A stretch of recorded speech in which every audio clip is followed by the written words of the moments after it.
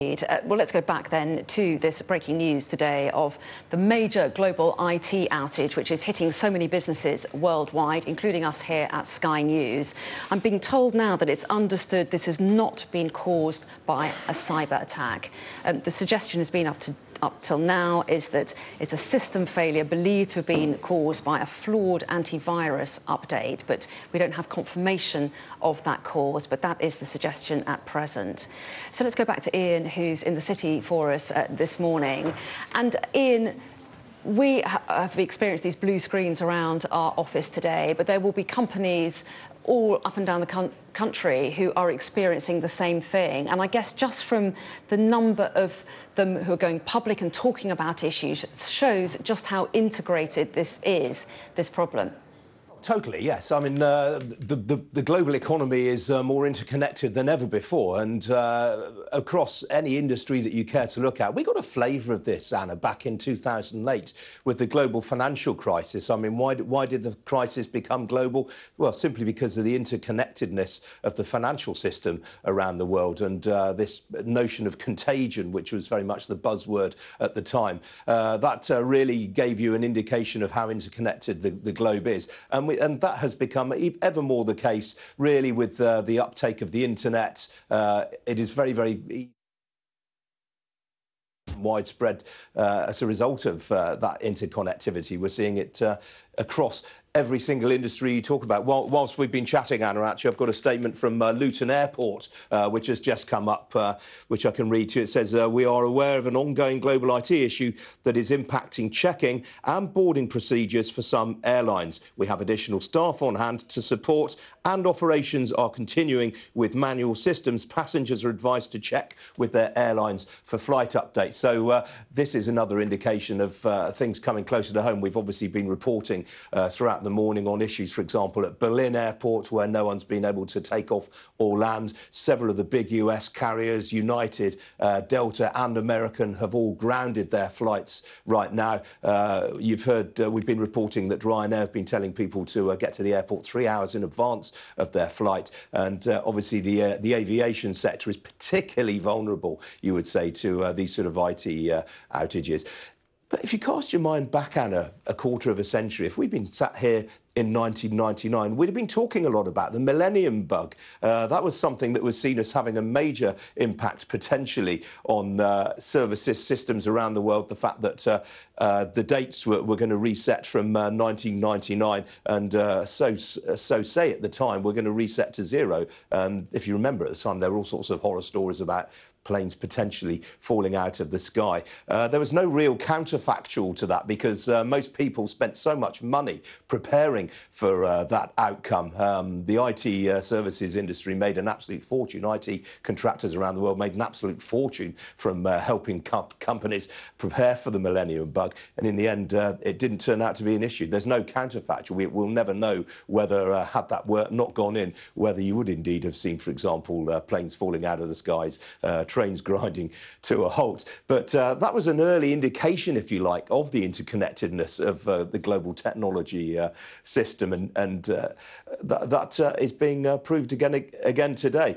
Some will say, I suspect this might feed into the US presidential debate, because if you look at what J.D. Vance, who was this week picked, of course, as Donald Trump's vice presidential nominee, well, J.D. Vance has been very, very critical of big tech over the past, and in particular, the dominance of these big tech giants. Now, interestingly, J.D. Vance comes from a venture capital background in Silicon Valley. He's been very closely associated with a lot of IT startups. But at the same time, he's also been extremely critical of the dominance of a handful of tech giants around the world. And you can name them. It's Alphabet, the owner of Google, Meta, the owner of Facebook, and, of course, Microsoft. In Wall Street, they refer to the Mag 7, these 7 big stocks, the Mag Magnificent Seven, these big 7 stocks that have dominated the tech sector over the last few years, and into which investors have ploughed trillions of dollars, literally. And I suspect this might raise questions about the dominance of some of these businesses. I mean, Microsoft, of course, in particular, which is closely involved in all of this issue with outages today, Anna.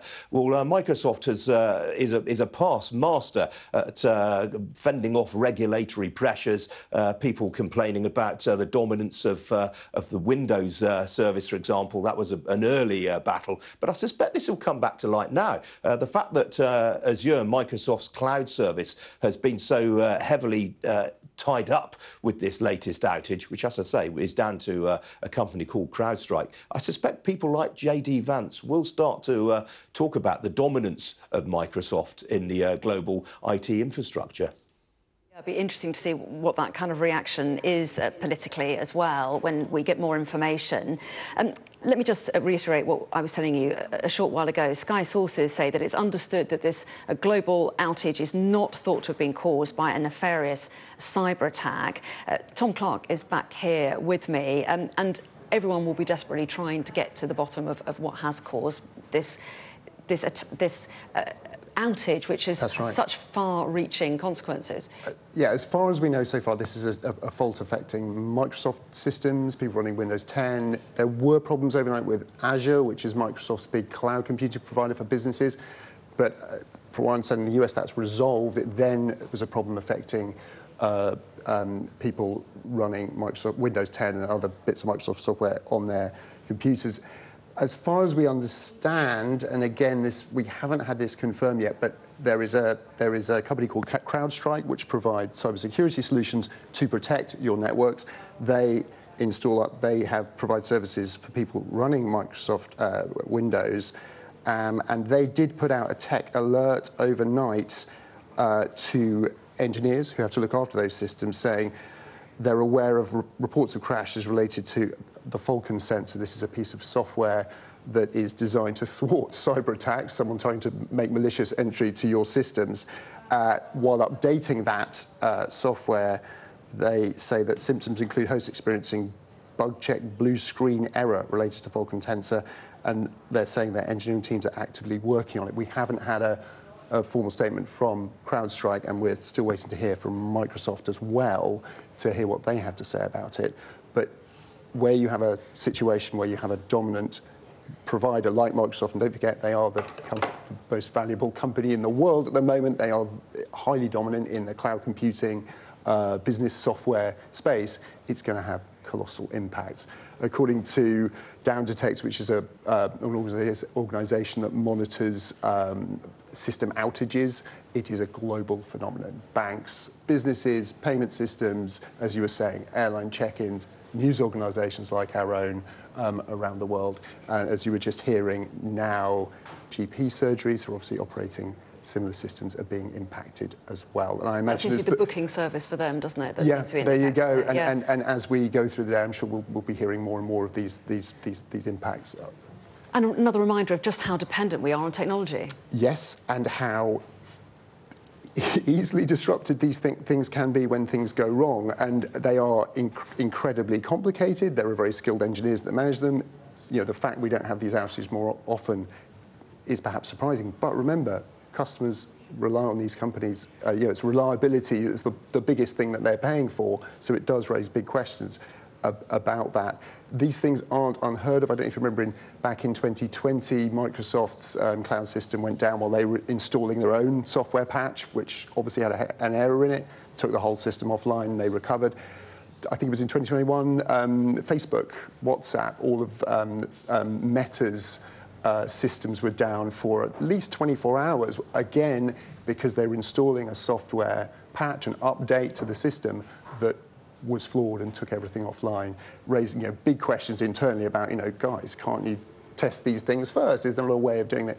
But when you have these systems that are running 24/7, businesses, customers, app users rely on them to be working all the time, a bit like a 24-hour rail network, you've got to try and make those repairs and updates while they're still operating. So it is a risky business. You're trying to do the repairs, but you're also trying to communicate with customers and with other businesses that you're trading with about your problems as well, and that could be affected too. So there are going to be big questions for the engineers and the technical folks who run and update these systems as to why something as simple as, from what we understand, bear in mind we're still trying to get to the bottom of exactly what caused it, if it was indeed an update to a bit of cybersecurity software that's managed to take nearly all of Microsoft's, certainly, or parts of Microsoft's customers' systems offline globally in a very short space of time. And as things stand, we don't know how long it's going to take for them to recover. No, and what have we heard from Microsoft themselves? We haven't heard. We haven't got through to them yet. No. But we will bring you that as soon as we do. We haven't had an update from them yet. Interesting to see what they say when that happens. Tom, for the moment, thank you for that. And I'm just noticing a couple more airports are kind of reporting their experiences at the moment. A Heathrow Airport spokesperson has also talked about Microsoft experiencing this global outage, which we've been discussing. They say it's impacting select systems at Heathrow. They say flights are operational, though we are experiencing delays. They go on to say we're implementing contingency plans to minimise any impact on journeys, and passengers are advised to check with their airline for the latest flight information. And Gatwick Airport has also said that passengers may experience some delays due to this outage. They say that they're affected by what they describe as the global Microsoft issue, so passengers may experience some delays while checking in and passing through security, but they are suggesting that anyone going to Gatwick should arrive for their normal check-in time, and they do apologise for the inconvenience and are trying to resolve the problem as soon as possible. Let's bring Ian back in, who's our business presenter, of course, who's in the city for us this morning. And I guess that's the other question mark, is just how long this could go on. This is quite hard for businesses, scrambling to do work as normal, but at the same time not having any sense of when it could be fixed. Absolutely right, Anna. I mean, I think people might take some comfort from the fact that Microsoft has got its Azure cloud-based service up and running again after what appears to have been a relatively short outage for that particular service. And of course, that will be critical to an awful lot of businesses around the world. What we don't really know is the extent to which Crowdstrike's software, as Tom was saying there, it's called Falcon Sensor. We don't know the extent to which that is interlocked with other IT providers around the world. It's certainly very, very closely associated with Microsoft. And as I was saying to you earlier on, Anna, ironically, Crowdstrike has been quite critical of Microsoft over recent months in terms of some of the resilience of its systems. The pair have been working together on a new service called Defender, which is made available by Microsoft. But you can't really stress the significance of Crowdstrike in this endpoint protection, as it's known in the industry. It has roughly a 24% stake, market share in this particular market in terms of cyber security and resilience. It competes with the likes of McAfee, which is, again, a brand name that some viewers may be familiar with. McAfee's market share is only about 10%. So Crowdstrike is very much the big player in this, which is why it has such important relationships with Microsoft. Interestingly, one thing I should tell you about this business, Anna, because as we now think we can now definitively rule out that this was due to a virus. But Crowdstrike actually made its name. And again, viewers with longer memories will remember this. There was a Russian hacking operation called Fancy Bear and Cozy Bear, which caused all sorts of havoc in around sort of 2009, 2010. And actually, Crowdstrike came to prominence because it identified and nullified those particular threats. Fancy Bear was thought to be a Russian state-backed hacking entity, and it was actually Crowdstrike's software that kept that at bay. And it was one key selling point about when it came to market in 2011. The business was valued at around $11 billion at the time of its flotation. As I said earlier on to you, Anna, it's now worth some $83 billion. I suspect it'll be worth a lot less than that when Wall Street opens later on today. But that was really how the business made its name. It is a very, very key part of IT infrastructure around the world. It's made great play in recent years of its expertise in AI and how it uses artificial intelligence to detect incoming attacks on the software systems of clients. But as you were saying, we don't think this is necessarily a virus. This appears to be a systems upgrade. OK, and just to give another travel update as well, because one of the areas that's been particularly affected has been airports, and it seems to be the kind of checking in process that seems to have been affected by this global outage. Luton Airport has now put out a statement as well. They are saying that they have been affected, or some of their airlines and operations are affected, but they say that they're continuing with manual systems. They've put a post up on X saying we're aware of the ongoing global IT issue that's impacting check-in and boarding procedures for some airlines. They say they've got additional staff on hand to support, and operations are continuing with manual systems. And they're saying they're advising passengers to check in with their airlines for any flight updates, because some airlines are suggesting getting there earlier than usual. Others say don't get there too early because they're concerned about places getting too crowded. Also, we're told that Asda and Iceland are unaffected. A spokesperson for the supermarket Asda said that it had been unaffected by the outage, and Iceland, the frozen food supermarket, also said it wasn't impacted. And it's interesting to find out who isn't affected. There were supermarkets in Australia that there were reports that they were having problems processing payments, but those two supermarkets have come forward and said that they've not been affected today. Let's bring in Tom Clark again, who's here with me. And for any viewers just joining us now, Tom, may have a few issues doing their normal business today, or may know nothing about it. Get everyone up to date with where we stand. It is interesting. So this appears to be an outage affecting parts of Microsoft's customer base. So it's not all of their customers running their software. Microsoft 365 seems to be particularly affected. We know there were problems with their Azure cloud computing system overnight, but they say those have been resolved. But we do have widespread global impacts on certain businesses running Microsoft products.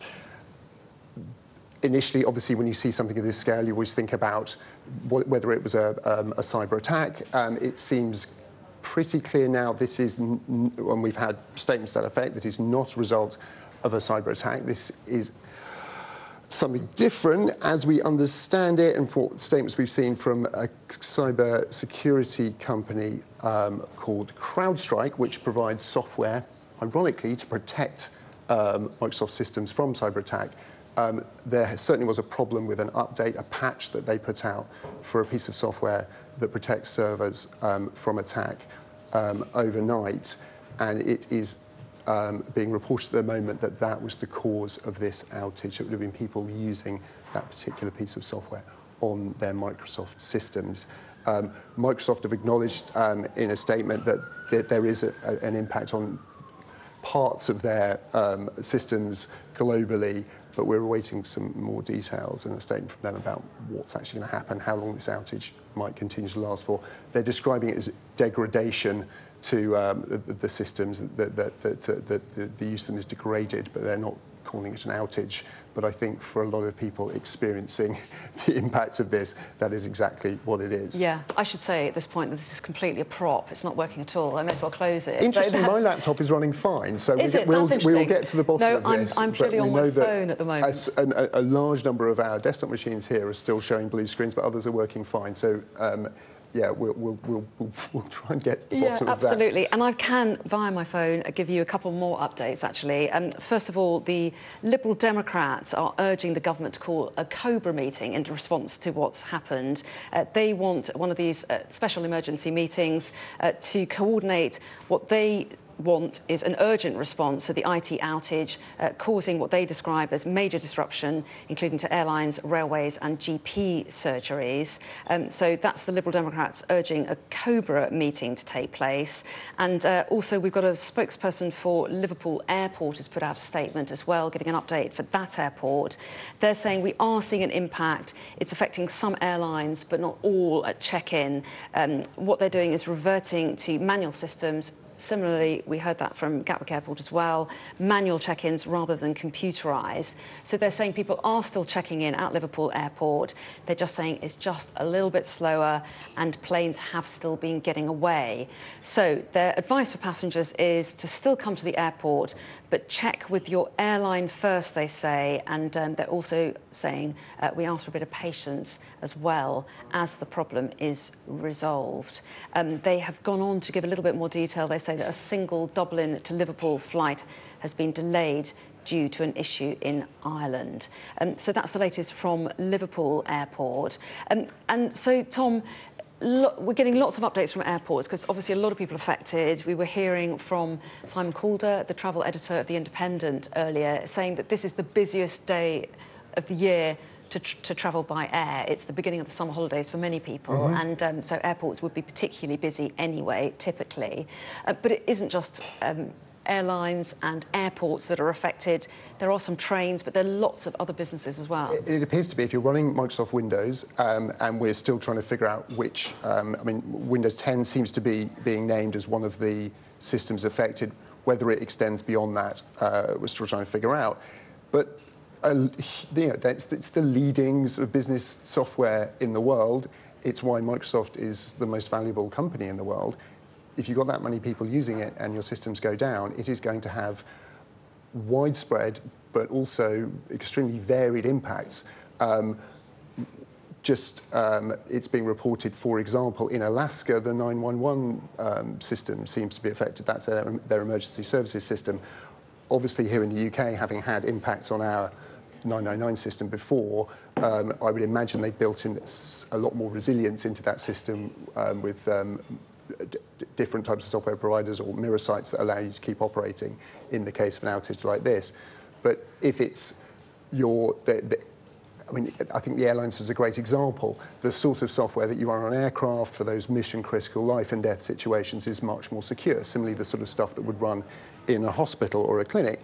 But when it comes to the front of house stuff, you know, the check-in software, the display screens at a train station, your booking or ticketing system, it's going to have colossal impacts, and disruption, even though they might not be life and death type systems. So there's something reassuring about that it's mostly disruption and massive inconvenience, and obviously awful for all the businesses. From what we can see so far, yes. But when it affects banking and online payments as well, cash payments, we understand there's a number of businesses in the UK that can't take payments at the moment. That's the life of your business, very much so. But as we can see right now, those are the sorts of systems affected. You may have already mentioned this, but I believe the Home Office is saying we don't, as far as we know so far, have any disruption to government systems or the IT that we use there or in the NHS. But again, as you get to the periphery, to the providers, to the check-in systems, and perhaps we'll see more glitches emerge as they go through the day, depending on how long it takes to resolve this outage. We might see some more significant impacts. That's not unreasonable to assume. And in a story like this, it's interesting to find out who's not experiencing problems as well as who is. Absolutely. And reassuring in some cases, certainly. Tom, for the moment, thank you. We can bring in now our correspondent in India, Neville Lazarus, to get us an update on the situation there. So, Neville, how has this global outage affected things there? Yes, Anna, it has affected here, especially the airlines industry, which we've seen passengers with long queues of passengers in front of the airport. The airlines, Indigo Airlines, AXA Air, SpiceJet, they've all taken out statements telling the passengers to expect delays in checking in their online services and to be patient. Now, the airlines have been impacted in various ways. A number of flights have been halted. There's been disruptions. They've been delayed. It's also had an effect on broadcast news organizations. Quite a few of them have been temporarily taken off air or have been disrupted. In their broadcast, newsrooms have shut down because computers weren't working properly. There's been also an effect on hospitals out here. I was speaking to an administrator of a hospital who didn't want to be named because of reasons, saying that their hospital has had an impact, particularly in lab tests. all those ICU machines in ICUs which were on the platform have been disrupted. So yes, in critical care, hospitals, lab tests, etc., all been affected out here. We still haven't heard reports on effects on the banking sector, the stock exchange, cybersecurity, all of those. But I'm sure in the course of time we will hear some sort of disruptions in those sectors as well. But it has had a cascading effect out here in India. Well, yes, and what's the reaction been from people then, Neville? Well, the reaction has been people are skeptical. I mean, in India, we have a very large number of people using the internet services. I mean, with 1.4 billion people, over 600, 700 million people using smartphones and computers and laptops. All of them are skeptical. Now, there is talk of how there should be an alternate, a plan B, to try and come up with something which will secure their data. We still don't know how much data or sort of things that they were working on when this outage took place, how much of that has been affected. But people are skeptical. There is patience among people at the airport. We've seen them standing in queues, but I'm sure there will be a lot of skeptical people now doubting where their data and whether it is the most secure way of working. OK, Neville, thanks very much indeed for that update on what's happening in India, also affected by this global IT outage. And I'm just seeing that another form of transport is being impacted because anyone who was hoping to get to France via Dover for the school holidays may have to experience delays. It's thought that queues are around 40 minutes long at present, although we're told that border control is able to process traffic. That's according to the Port of Dover themselves. Let's bring Ian King back in, who's in the city. Ian, any updates for us?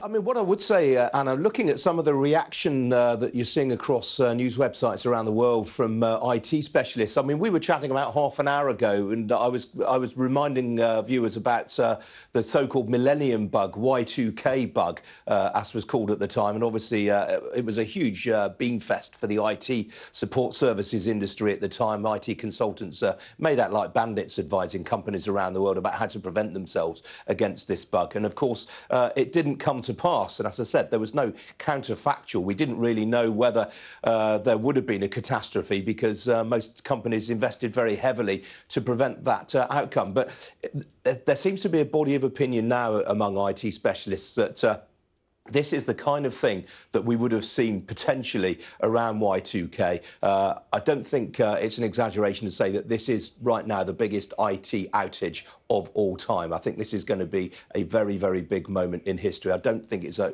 over-exaggeration. Bear in mind what I was saying to you earlier. Crowdstrike, one of the key providers of endpoint protection, as it's known in the industry, it has a 24% market share. It's very, very closely linked to Microsoft, the world's biggest IT services company, and accordingly, this is very, very widespread indeed. I don't think you can exaggerate that. I think it's this is the most serious IT outage the world has ever seen thus far. Ian, thanks very much indeed. If you're just joining us, you're watching Sky News. Let's just get you up to date with our top story here today. And a major global IT outage is hitting businesses worldwide, including here at Sky News. We're getting reports from airports around the world, from airlines around the world, from train companies, and even GP surgery saying there have been problems with people booking in for their services. Just in the last few minutes, we've heard from the Port of Dover saying there are delays there. But just to run through a list of some of this country's airports, Heathrow Airport has said, for example, its flights are operational, but they're experiencing delays. Gatwick have warned that passengers may experience delays. Luton Airport has said that they're being affected by the outage as well, affecting some of their airlines. Stansted, Manchester, Liverpool and Edinburgh Airport all putting out statements saying to expect some longer waiting times times because some of their airlines are being hit by problems. So let's bring in Tom Clark, who's been monitoring the situation to get us the very latest now. And Tom, we've been talking about the possible causes of this.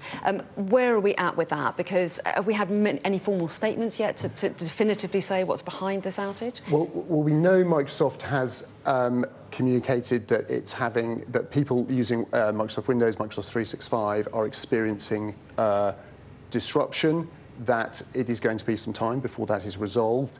We're still trying to find out a little bit more detail from them as to exactly who is being affected and how long it is going to take to recover. I think that is that's the question most people want answered right now. But what is clear is just the scale and the number of various systems affected around the world, number of businesses and users of their products. Interestingly, we were talking about emergency services earlier. I think we've had an update from the fire service here in the UK saying there's been no disruption to their call system or that emergency network. So, and the Metropolitan Police I think also said as we'd like to hear in these sorts of situations, that those systems are not affected by this kind of outage. And there has been much discussion. In fact, the incoming government recognising after cyber attacks taking, quite small cyber incidents taking down large amounts of the NHS in London recently, that resilience to these sorts of occurrences, which are every day in the world of cybersecurity and network engineering, that they don't have this kind of global, widely distributed impact. But important to say that Sky sources are saying that we don't think this is as a result of a cyber attack by a bad actor. That's right. That's the suggestion. The indications at the moment seem to be that this was a software update by a cybersecurity firm that offers protection to users of Microsoft systems, a company called Crowdstrike. There was a flaw in a piece of software that they've obviously put out, or maybe not even a flaw, just maybe it was put in the wrong place from the wrong time, and that has been, certainly from an update from them, they're certainly saying they've got a problem with it. They recognise that and they're working to fix it. Whether it's the sole cause of this entire disruption, we're still trying to establish, but there are indications that this was a bit of routine maintenance, effectively, that has gone badly wrong and impacted the servers behind these systems that we use in our day-to-day lives, in our newsroom here at Sky, airport check-ins, and train companies and all the rest who are being impacted as well. GP surgeries we're talking about. Many others experiencing that blue screen that we all saw at about 5:20 or something like that, 5:30 this morning, with lots of computers not working, and then lots of other technology here as well. And I wouldn't want to speculate about how long this is going to take to recover from, but where we've seen these things in the past, so not too long ago, I think it was 2021, 2022, when Meta introduced a software patch and update, they managed to take Facebook, WhatsApp, and other Meta apps offline, and that impact lasted for an entire day, 24 hours. It was a significant major impact that took them a long time to recover, and went down in history as one of the most sort of costly own goals in cyber history, effectively, and it does give us pause and make us think about how we become increasingly dependent on systems, not monopolies, but when you have only maybe 5 big tech companies providing most of the services we all use on a day-to-day basis, when you see the largest of them impacted by something like this, there are significant global impacts. And that is a reason to sit and wonder how, as more and more of our data, more and more of our daily lives are run through single pieces of software architecture, where that leaves us. And it's the experience of many people up and down the country today, but obviously Sky News will look different today because we are experiencing these problems as well, as we were saying, problems with our computer systems. We had some very clever technical people coming in and managed to get us on air, but we are limited in what we can do, and we apologise for that, but we're trying to get more and more services online to bring you the full experience. But we've got Ian King, so we're in good shape. He's in the city for us this morning. So, Ian, give us your reaction. I mean, you were telling us this a little bit, you were talking a little bit about your analysis just a few minutes ago, but just to give your sense of the scale of this issue, I can't keep up with the number of reports I'm getting in from airports around the world, from airlines, from companies who are saying they're experiencing some problems. What do you make of the scale of it? Yes, Anna. I said before the top of the hour to you, I think it is not exaggerating to say that this is the biggest IT outage the world has ever seen. This is on a scale that we have not yet experienced. We've had IT outages in various isolated measures in the past, but as Tom was just saying, it really highlights not only the interdependence of the global IT infrastructure we have, but also the fact that only a handful of big tech companies really dominates this scene. And to recap, the reason we think this has happened is because of a software upgrade to a piece of software called Falcon Sensor, which is made by a company called Crowdstrike. It's a US-listed business worth some $83 billion. It came to fame when it identified the hacking threat from the Russian-backed Fancy Bear and Cozy Bear organisations, which, if you remember at the time, had infiltrated the Democrat National Committee in the United States. So it goes back to that story about Russia interfering with the US elections process. CrowdStrike identified that threat and nullified it, and on the back of that, they floated on the Nasdaq. They were valued at $11 billion at the time. That was back in 2011. They're now, as I say, valued at $83 billion, and they are a very, very big player indeed in the world of cybersecurity. The Falcon Sensor claims to be able to use artificial intelligence to identify incoming threats to the service IT systems of its clients, and it has a 24% share in that market known as endpoint protection, competing with the likes of McAfee and another well-known name. But CrowdStrike are a substantially bigger player than that, and very, very closely and intimately linked, of course, with Microsoft, a key business partner with whom it has collaborated in the past, most recently on a product called Defender. And the fact that Microsoft is such a dominant player is why this has become such a widespread thing. I suspect when the dust has settled from all of this, Anna, you will see calls from regulators around the world and indeed from politicians around the world saying, how do we stop this happening again? Are the big software companies, the big tech companies, just too dominant in the field? Have they got too much power? Have they got too much control? Because this has clearly tested the resilience of global IT infrastructure quite considerably. Just to let you know about another update that I've seen, very, very important one, this, when you're talking about resilience and resilience for the overall economy in this country. National Grid's electricity systems operator, which obviously balances supplies of electricity around the grid, it's put out a statement saying it's been unaffected by this. So that is good news. And the statement reads, we are aware of the global issue impacting Microsoft. There has been no impact to electricity system operator IT systems as a result of the global Microsoft outage. Our ability to operate the electricity system and supply electricity remains unaffected. Our engineers have been and continue to monitor the situation closely. So a piece of good news there. I mean, it seems, Anna, from the various updates that we're getting around the world, there are a couple of key areas that seem to be affected most severely. Aviation is obviously a key one. The main US aviation regulator, the FAA, has said it's had requests from 3 of the main carriers over there, United, Delta and American, to ground all flights right now. We know that, for example, Berlin Airport has prevented airports from takeoff and landing. The latest update I've had is from KLM, the Dutch flag carrier, obviously now part of Air France KLM, one of the big pan-European airlines, and they have been grounding flights as well. It appears at a very localised level, Anna, to be affecting ticketing and check-in procedures. Obviously, that is a very IT-intensive area. Turkish Airlines is another carrier that has said that it's having issues getting some of its customers to check in. And that's accordingly why anyone who is due to fly today is being urged to contact the airlines before travelling. I suspect you could see a situation where a lot of airports around the world look pretty chaotic in fairly short order.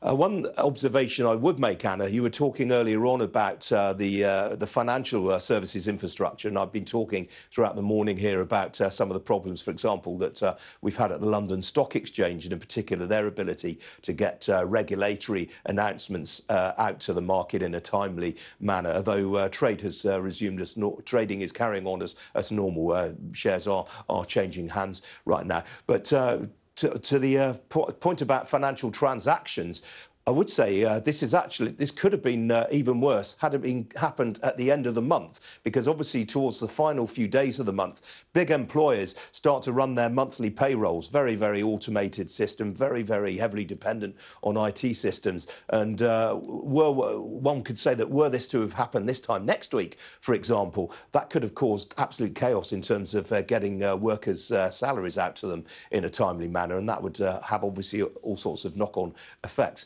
One other observation I would make, Anna, is that bear in mind what I've been saying about Crowdstrike. This software is all about preventing attacks on IT systems. And I wonder whether a knock-on effect from this will be bad actors around the world now, whether state entities or individual private malicious individuals trying to potentially extort money from businesses by hacking into their systems. Well, if this software is currently out of action, or to combat, then potentially that is a green light for bad actors to come in and start trying to attack the IT systems of companies and government entities around the world. So potentially that would be a bit of a knock on there. I would not be surprised to see over the next 24 hours if we start getting updates from, as I say, both state entities and from individual corporations saying, well, we've had a hacking incident as a result of our main software going down. I think that could be a secondary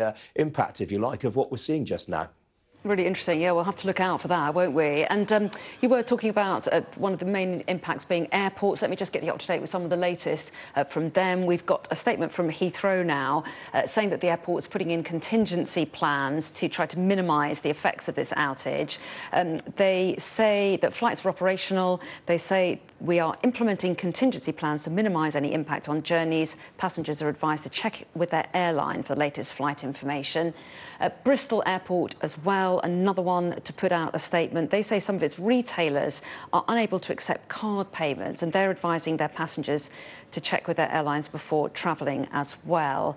And also, as far as the health sector is concerned, the National Pharmacy Association has confirmed an IT outage is disrupting community pharmacies. They say that there is an issue with some community pharmacies accessing the prescriptions from GPs and medicine deliveries. They say that they're being disrupted, and they are urging patients to be patient while visiting their pharmacy, and they're urgently raising the issue with the NHS. So that's the National Pharmacy Association saying that the outage is disrupting community pharmacies. And one more update for you on the issue of health.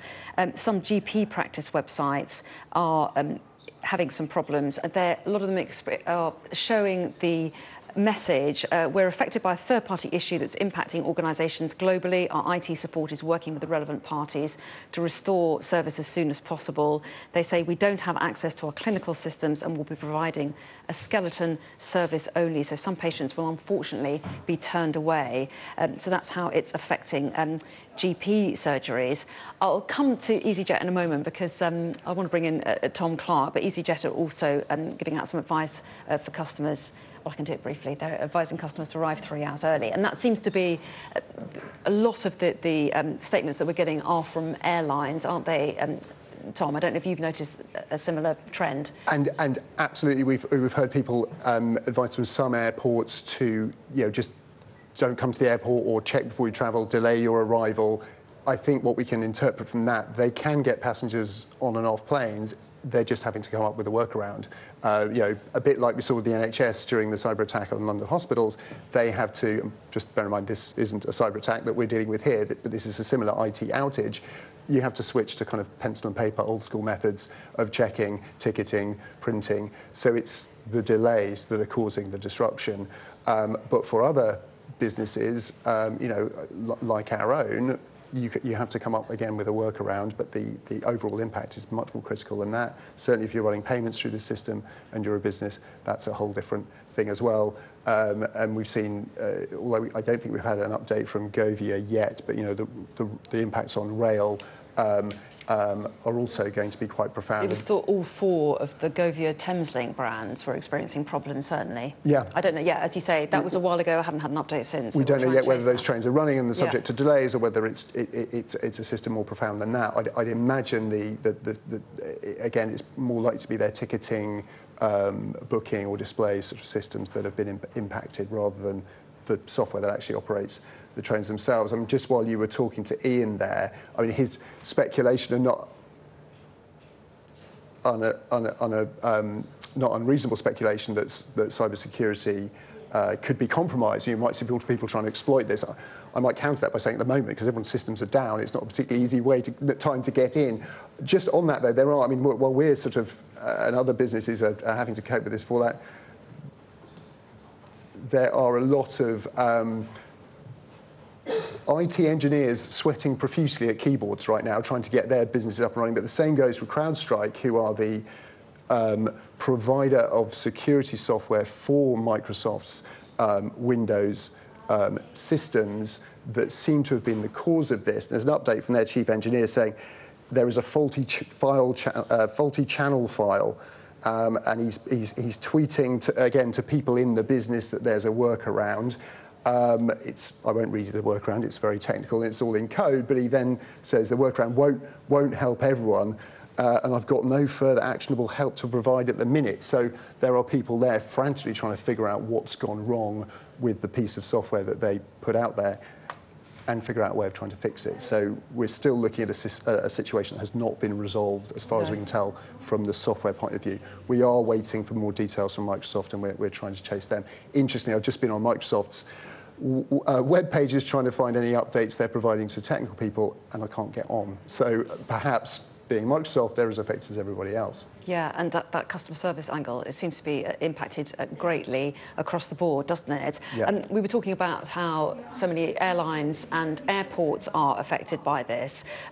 Interestingly, though, the air traffic control provider, NATS, has said it's unaffected by IT outage, which will be a relief for everybody, because obviously safety is, everyone is concerned about, and at the moment it seems to be the practical issue of computer systems checking people in that seems to be the problem, as far as we know.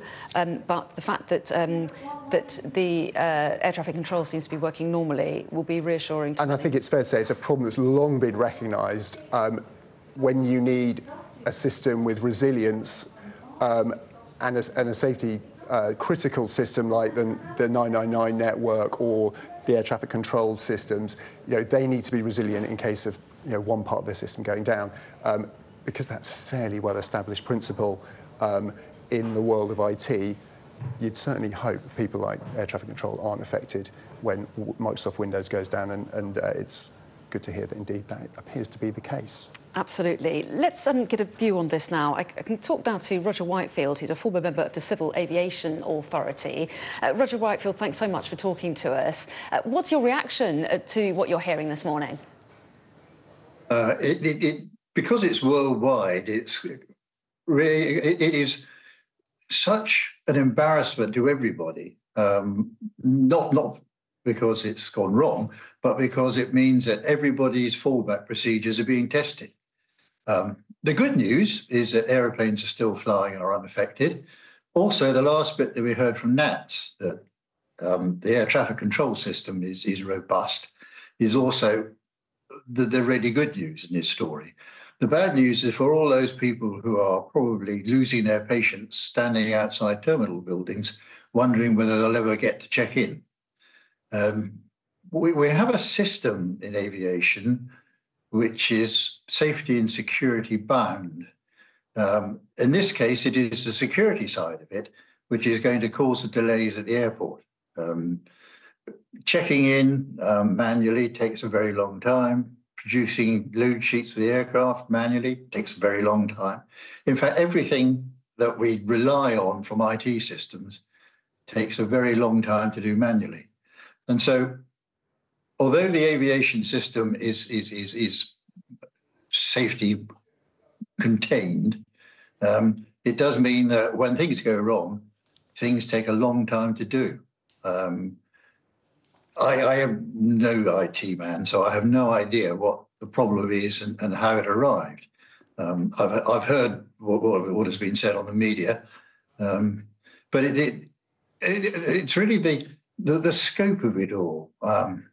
Last night I wanted to watch the highlights from the golf on Sky. I couldn't, and so the whole thing really goes across the whole gamut. Well, that's Aviation. Right. It's made us realise how integrated we are. Sorry to interrupt. I thought you'd finished there, Roger. Apologies. But yeah, you were talking about how.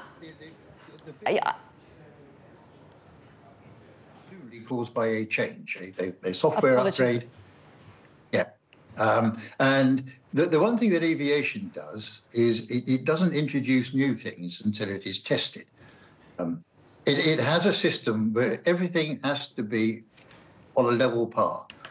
You have to have the same match, you have to have the same frequencies, you have to have everything else.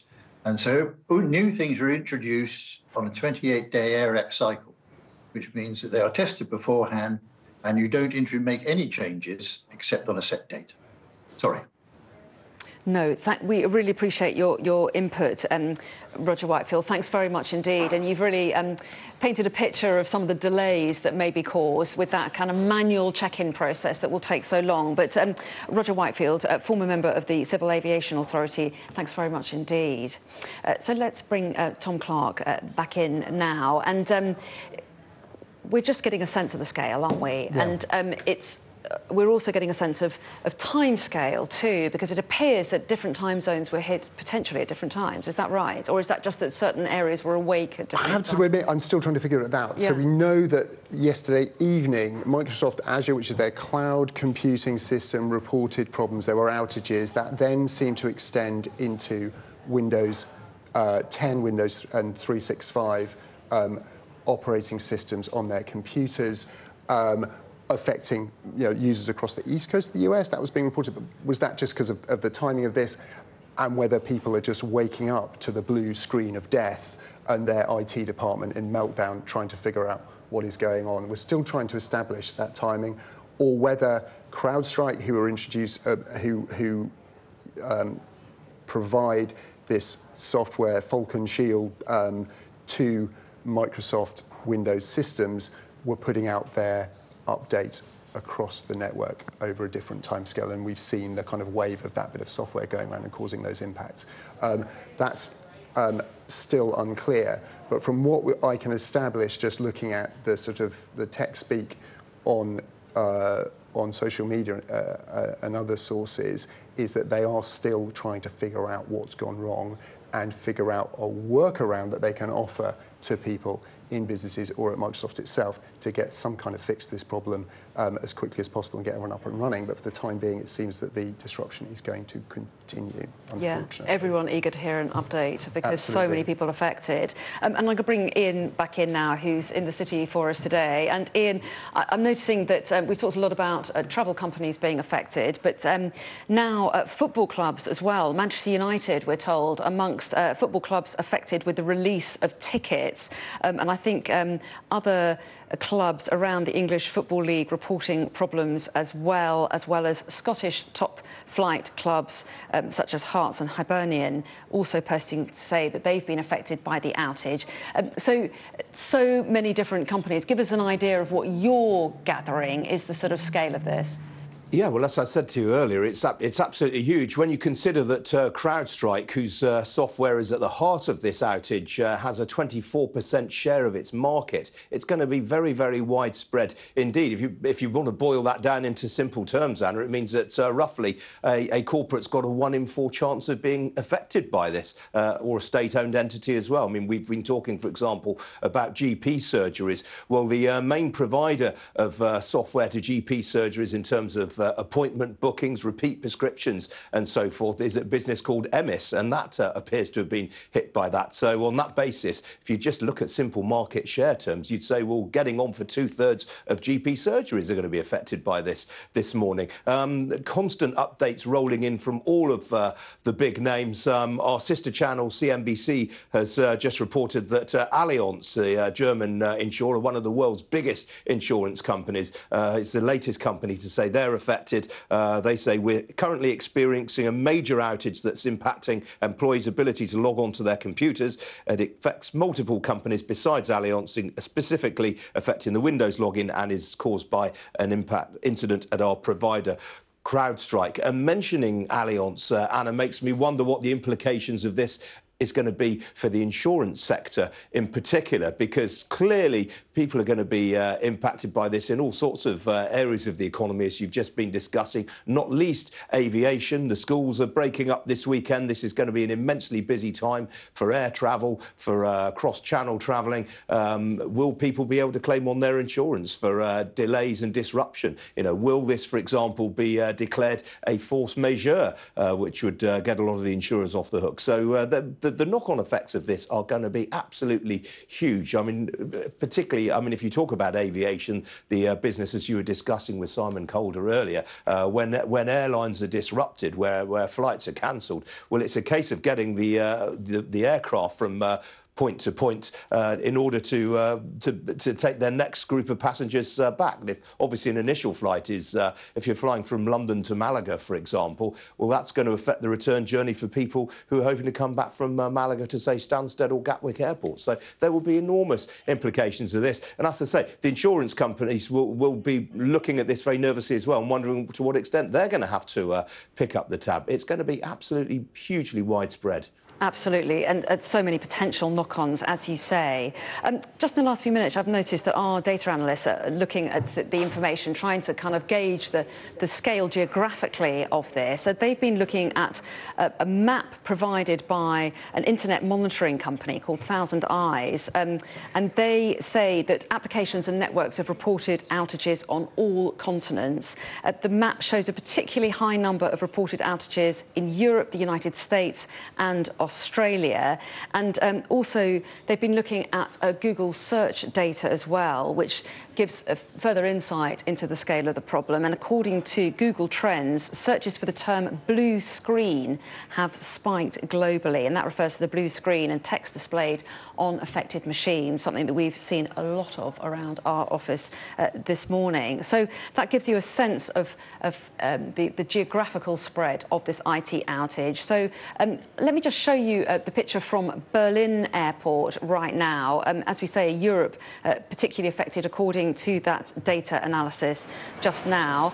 So there's the scene at Berlin Airport. A lot of people there, and clearly I would say more people than usual, but obviously it's difficult to know. It's a busy day for travel on a Friday ahead of a holiday period. But I am just reading an eyewitness note from our producer in Berlin, who's talking about long lines there at that airport.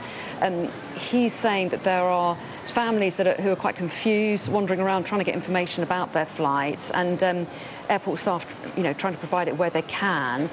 They say that departures resumed from Berlin Airport from 10 o'clock this morning after technical glitches had been resolved, but flights have been cancelled well beyond that point as well. So clearly a bit of frustration there in Berlin. So what about the situation in Asia? We can cross to India now, and our correspondent Neville Lazarus is there for us. So Neville, how has India been affected by this outage then? Anna, the most visible effects of this global outage we've seen at airports. There's been long lines and queues of passengers. Airlines have told passengers to come much earlier because they have network systems. There's been flights that have been interrupted and delayed. They've said that there will be delays in check-ins and at the security, etc. So for passengers to come much in advance, we've seen long queues in front of the airport, just similar to Berlin, as you were talking about. Airlines, domestic airlines, Indigo Airlines, SpiceJet, Akasaka Airlines, all taking out statements much earlier, a few hours ago, saying that there has been disruptions and asked for passengers to be patient when they are flying out. Now, we've also seen broadcasters in India. There's been interruptions of their channels. They've been off air for a while. Newsrooms have had to shut down because their computers, laptops were not working. I've also had a talk with an administrator in a hospital saying that the hospital, he didn't want to be named because of reasons. He said the hospitals have had disruptions, especially in lab tests, in machines that were attached in the ICU and critical care, and therefore there was lots of disruptions, and people were very uncomfortable with that. We've had just in the last hour from the minister on X saying that the government has been in touch with Microsoft. They are trying to resolve it, but the government infrastructure has not been affected by this outage. So a lot of skepticism out here. OK, thanks very much indeed, Neville, for getting us up to date there. As we say, updates coming in all the time, not just from around the world with Neville's update there, and we saw the situation at Berlin Airport, but also obviously in this country, a lot of airports being affected. But people keen to know as well how the NHS might be impacted. I know that Tom Clark, who's here with me, has got a bit of an update on that. We've just had an update from NHS England. According to a spokesperson, the NHS is aware of a global IT outage and an issue with EMIS, an appointment and patient record system which is causing disruption in the majority of GP practices. But they say the NHS has long-standing measures in place to manage disruption, including using paper patient records and handwritten prescriptions. And the usual phone systems are working to contact your GP. There's currently no known impact on 999 or emergency services, which was what we understood, but it's interesting to hear that confirmed from the health service as well. And people should use those services as normal. But of course, patients should only go to the GP if it's urgent today of all days, and to use 111 services if they've got any queries that they might have or any health concerns. But obviously, if it's an emergency, dial 999 as usual. Speaking of paper records, I was just looking at some pictures online of people in India boarding flights with handwritten boarding passes. I imagine we might be seeing that fairly soon at UK airports. I haven't seen the evidence of that. But again, people reverting to pen and paper to get around the IT systems on the front. Here we are. So, and just to remind people who are just tuning in to Sky News, you may notice that we do look slightly different today because we too have been caught up in this major global IT outage. We have had our computers down since the early hours. Well, I say early hours this morning. It's probably soon after 5 that we started experiencing problems. We were unable to get on air at all. Gradually, we've managed to work around, which I think other companies are probably trying to do as well, because the system is not globally fixed. There are people still working on that, and we don't know the full extent of it as yet either. But just to let you know that things do look a little bit different, and I too am working off paper and a phone at the moment. So we're trying to keep you up to date, though, with all the news as we get it. And as we say, it is a global issue. We can actually get an update now from Beijing. Sky's Nicole Johnson is there for us now. So, Nicole, get us up to date with what's happening in your part of the world then, how you're affected. Well, first of all, Australia. That was one of the first countries where we started to hear about this problem. The reports came out quite quickly, being picked up by the media. And in fact, it was the media in Australia that was heavily affected. Commercial network, Channel 10, it was down. Sky News Australia, off air. The country's national broadcaster, the Australian Broadcasting Corporation, large parts of that network went down as well. So much like Sky UK, they had to go to various sort of forms of emergency broadcasting. They are starting to get some of it back on air now. Aside from that, all sorts of problems across Australia. Also reports of difficulties trying to pay in shops, in supermarkets. Reports on social media about that. A great deal of frustration from Australians who had gone to the shops on a Friday afternoon to shop up, to stock up just ahead of the weekend.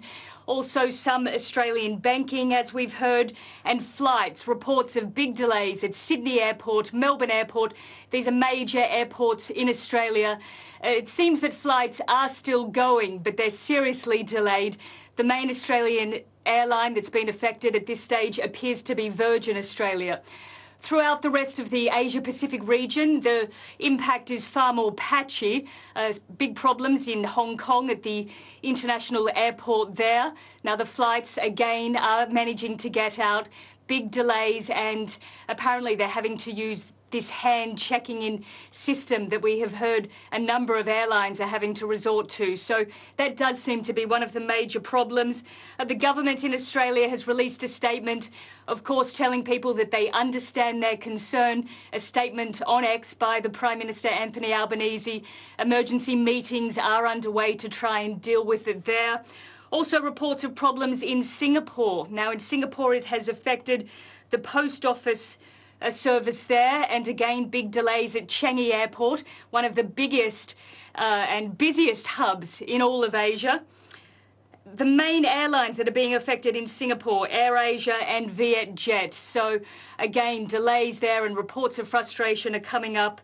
That does appear to be the main things that we're hearing about so far. Heading back to Australia, though, Optus, Australia Post, Commonwealth Bank, all of these areas are having problems, but the government says that emergency services are okay at the moment, and that's a really important one in that country because there was a big problem, a similar problem in some respects a couple of years ago with Optus.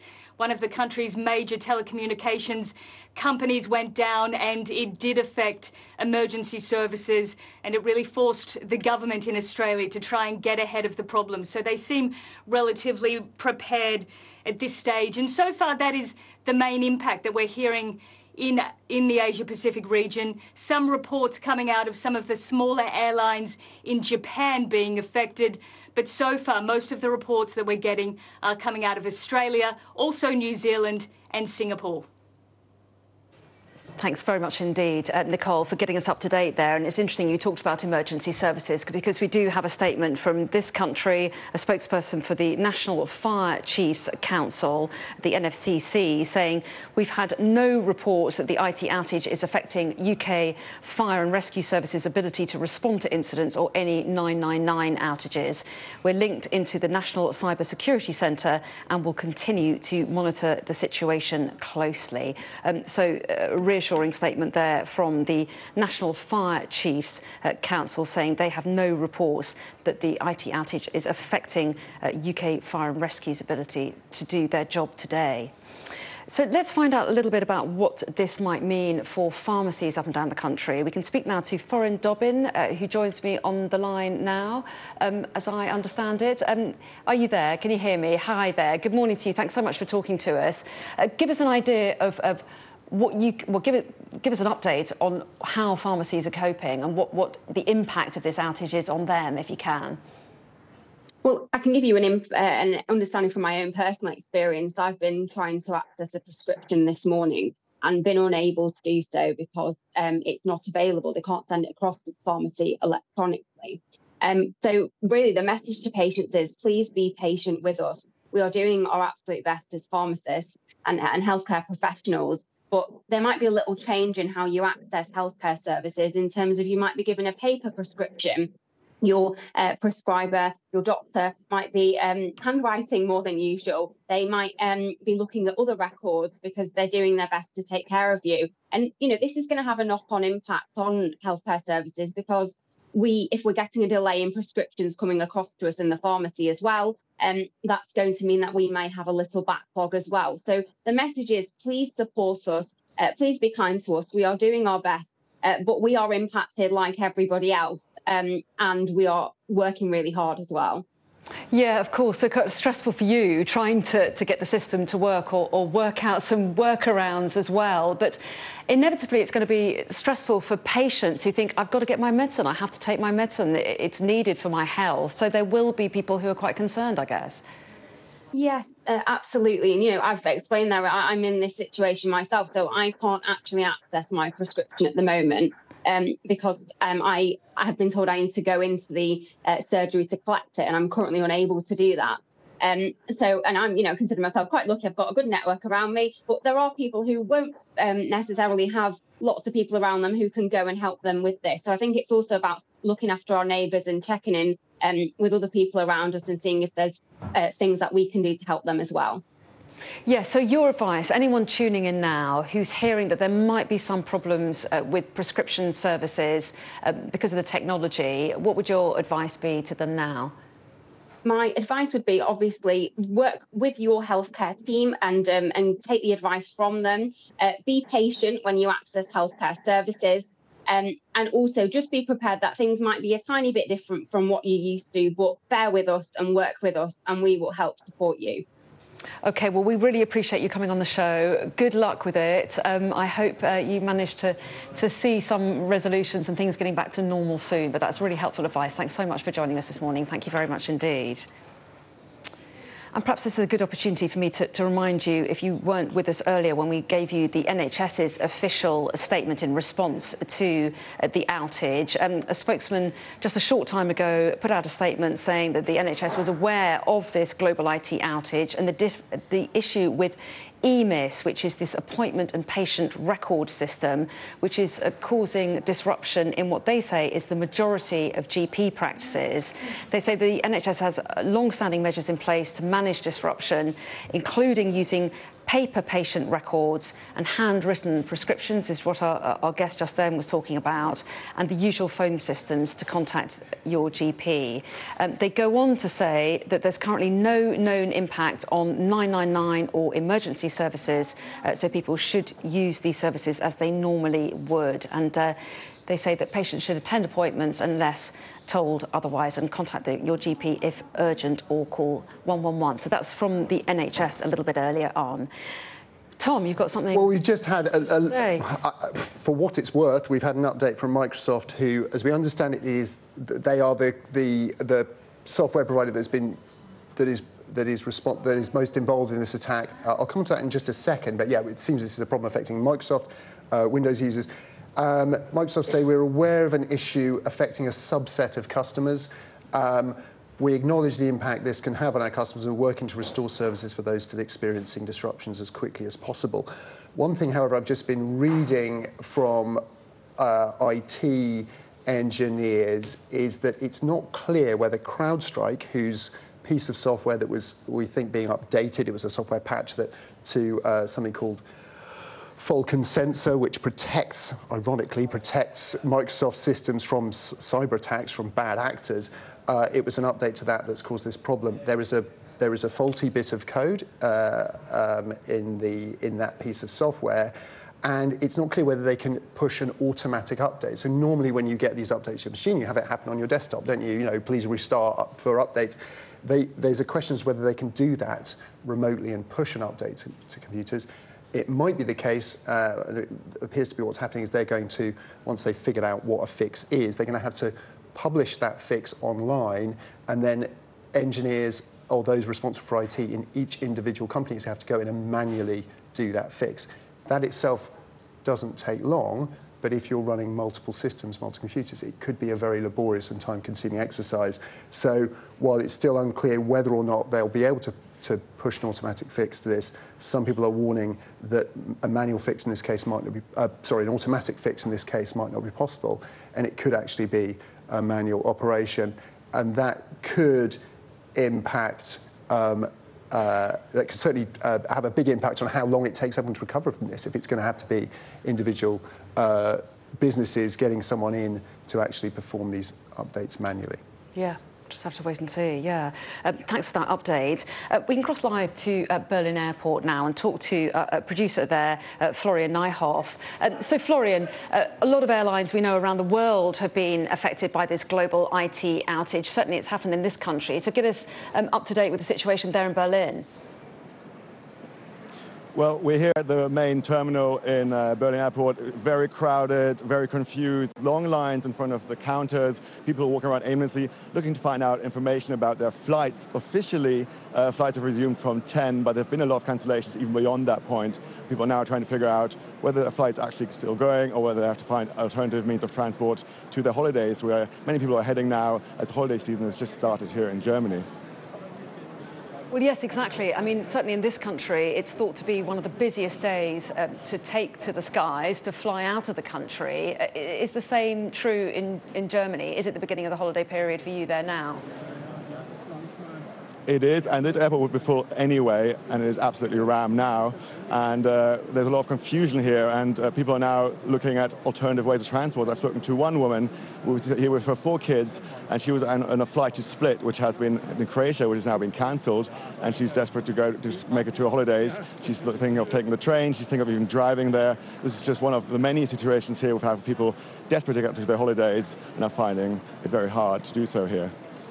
Yes, exactly. So have you got an idea of how many flights have had to be delayed or even cancelled? I've spoken to management. They haven't given me any numbers. All they have been saying is that flights have resumed. The first thing people heard about flights not starting here from Berlin was at 7 when there were announcements made and the first flights were starting to get cancelled. And now it's anyone's guess how many flights will resume and when this situation will be resolved. There's a lot of uncertainty here, and that certainly will continue for some time. OK, well, Florian Nijhoff, thanks very much indeed. And in fact, just while you were talking there, I've been told that KLM has said that the outage is causing flight handling almost impossible, I think the words were, that they've just used. So lots of airlines experiencing a big headache today trying to process their passengers. So let's see if we can get a little bit of insight or a view on what's going on. Kieran Martin is former CEO of the Cyber Security Centre. Kieran Martin, thanks so much for talking to us this morning. What's your reaction to this global outage? It's a very, very uncomfortable reminder of our technological fragility. I mean, what's happened here is 2 of the most important players on the global internet. You have Microsoft and its Windows system, but then you have Crowdstrike, less well known, but a hugely important cybersecurity company used to protect systems around the world. And when those 2 are working in the same system, as happens in lots of large corporations around and organizations around the world, the CrowdStrike update has basically crashed the Microsoft system with the sort of devastating consequences we've seen today. So that probably a mistake, that simple mistake. There's no evidence of any malicious activity, but that simple mistake has caused the sort of chaos that you're looking at airports and other places around the world.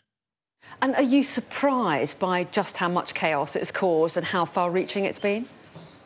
I think it is one of the worst. Every so often you have one of these accidents in the sort of internet core infrastructure, as we call it. I mean, for completely different technical reasons, a few years ago, Facebook accidentally removed itself from the internet for a few hours because it made a mistake in its what we call configuration. I think this must be one of the worst mistakes that's ever happened. There've been a few near misses, but it's when 2 giants collide by mistake, in this case Microsoft and CrowdStrike. I think you have that huge impact. I think what's really uncomfortable for us is just how simple this is, the cause of this is, a simple mistake. And what it shows is that we can't really cope in many areas with the loss of an IT system. So, if you think of the physical safety of planes, if something happens on a plane, it's designed, the whole system's designed to make sure something else happens to back it up, to make sure the plane can land safely. What we're not doing in the terms of the administrative systems that power our commercial our commercial world, we're not having the same backup so we can keep functioning when something goes badly wrong. Kieran, it's Tom Clark here, the Science and Technology Editor at Sky.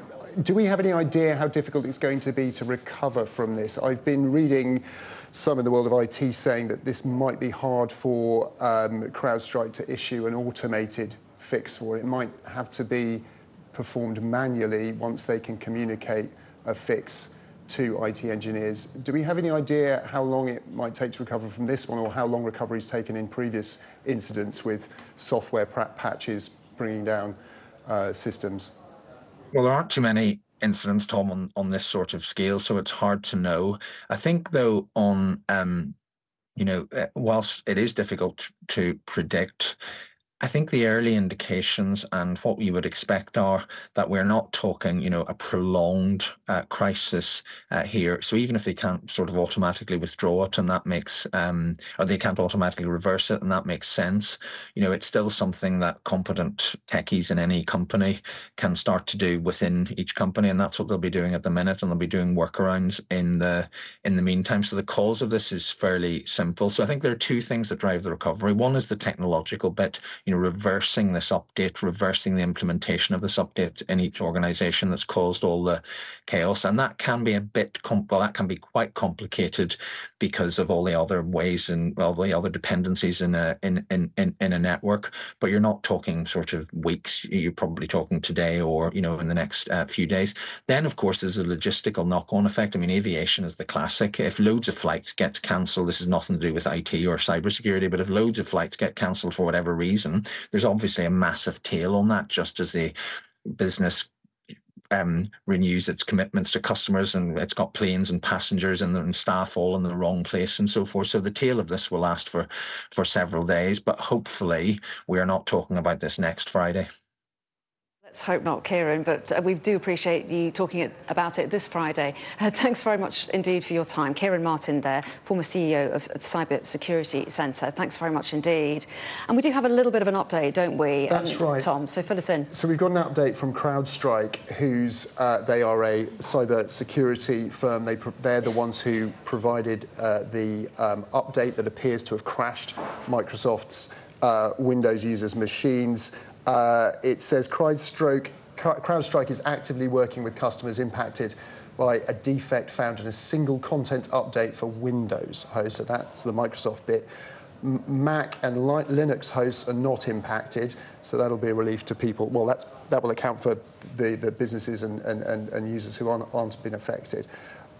This is not a security incident or cyber attack. The issue has been identified, isolated, and a fix has been deployed. We refer customers to the support portal for the latest updates and will continue to provide complete and continuous updates on our website.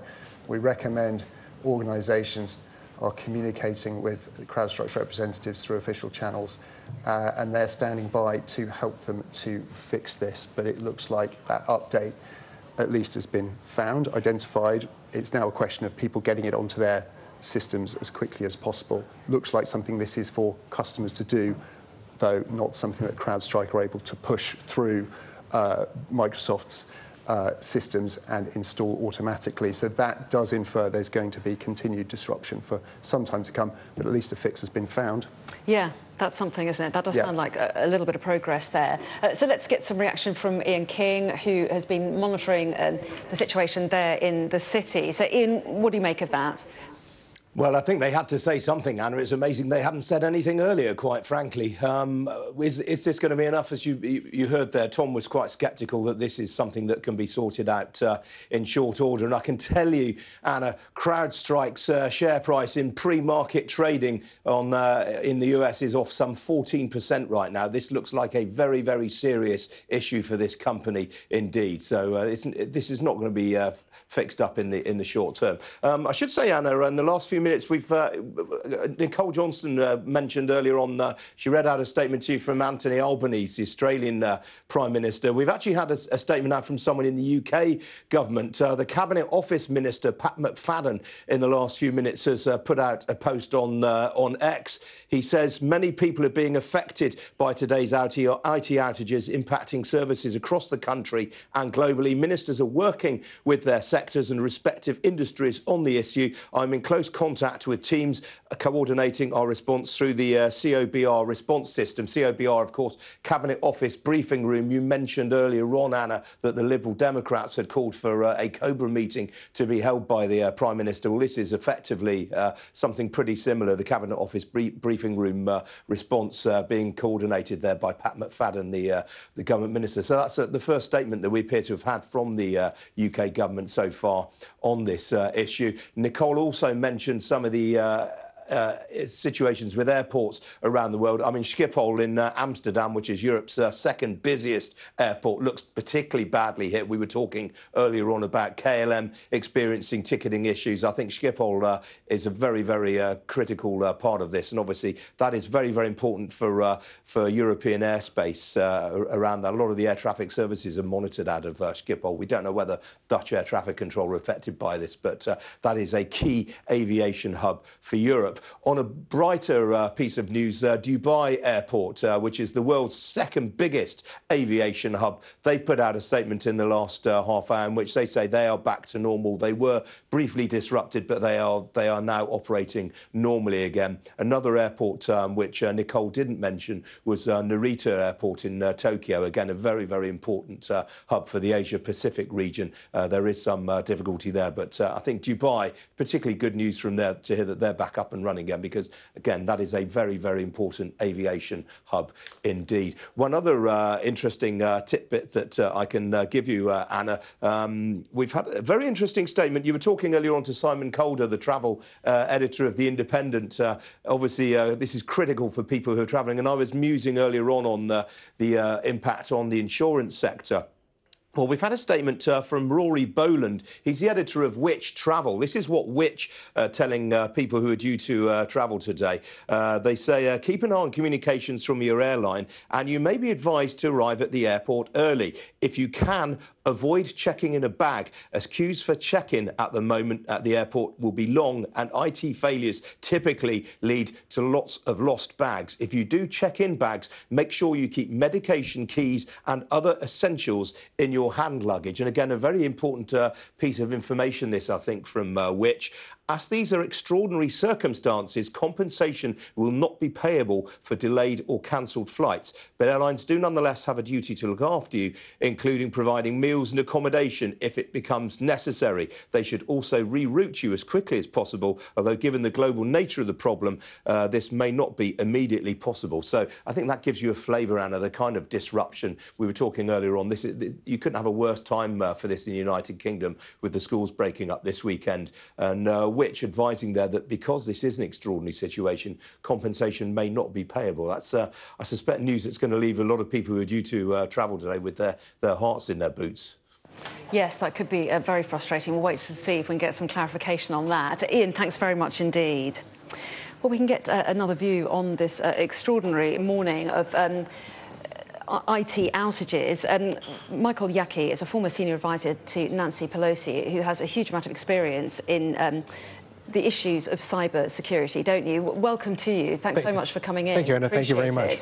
What do you make of what you're hearing? Well, I mean, the first thing everyone's going to be asking is, was this really just an update accident, or was there something else that triggered this? Because the fact that this is so widespread, it's affecting so many critical key areas like transportation, like the media, especially the internet, there's going to be a lot of people who are going to try and wonder, was this really just an update gone wrong, or was there something else behind it that when that update went, triggered some Trojan horse that went forward? These are the kinds of things that everyone's going to be asking for right now, because it shouldn't be taking this long, and in effect, and as it's spread out, we can see that it's causing more chaos. And yet we have heard from the global cybersecurity firm Crowdstrike. They've issued a statement just in the last few minutes saying that they've identified the issue, they've isolated it, and they've deployed a fix.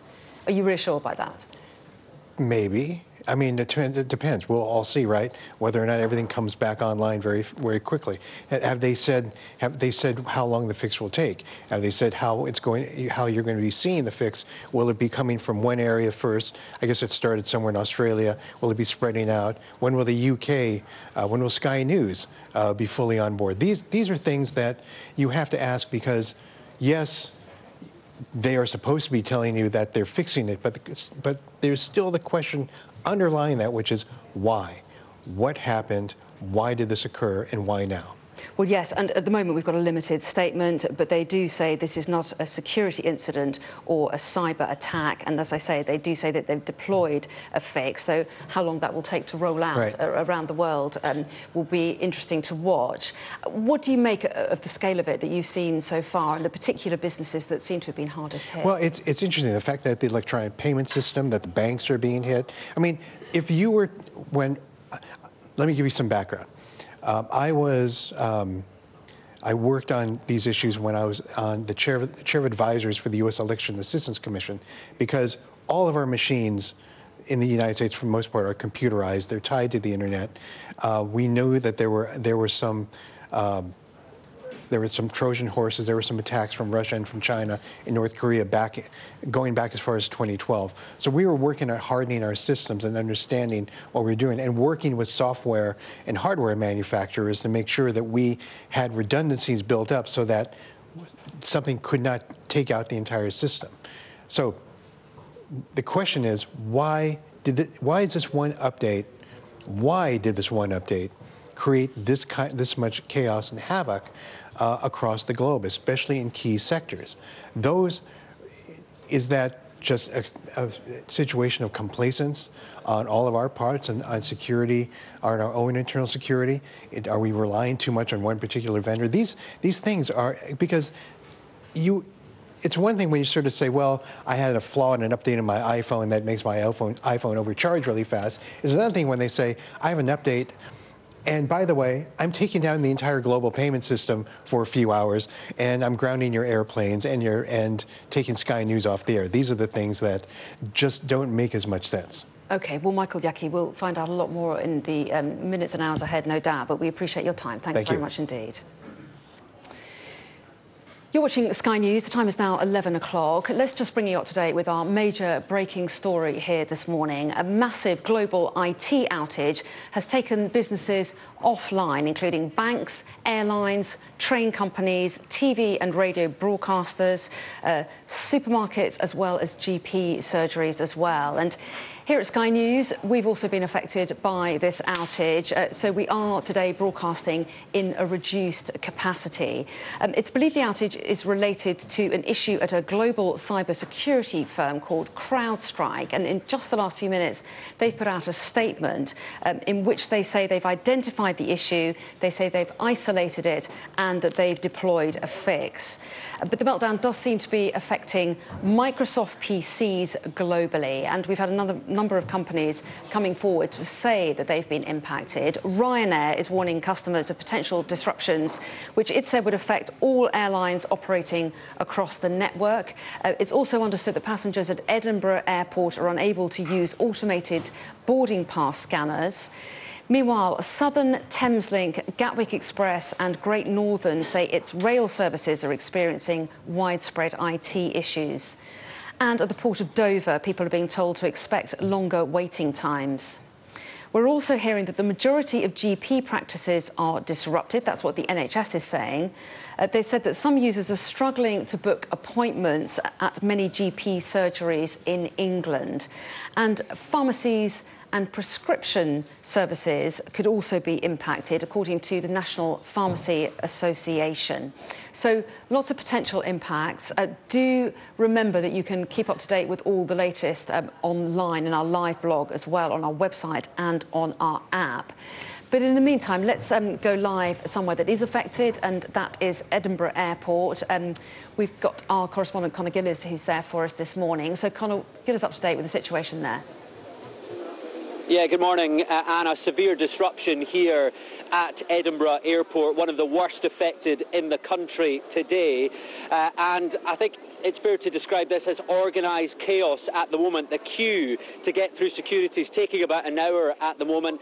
It starts inside the terminal building there, and let me tell you, it snakes all the way down here for hundreds of metres down as people patiently wait through the issues that are affecting millions of people across the globe at the moment when it comes to this IT shortage. A couple of updates for you. The entire security system was out for a period of time here at Edinburgh Airport this morning. I'm told that is now back up and running. However, the knock-on impact from that is becoming clear now. I am told by a source here at Edinburgh Airport that any aircraft that is coming into land, is in the air at the moment, will be allowed to touch down. However, if that aircraft has not left its original destination, then it will not be able to land here as things stand. It is essentially the flow rate, as they're describing it, the capacity rate is at its maximum at the moment. This is a major international hub. Many American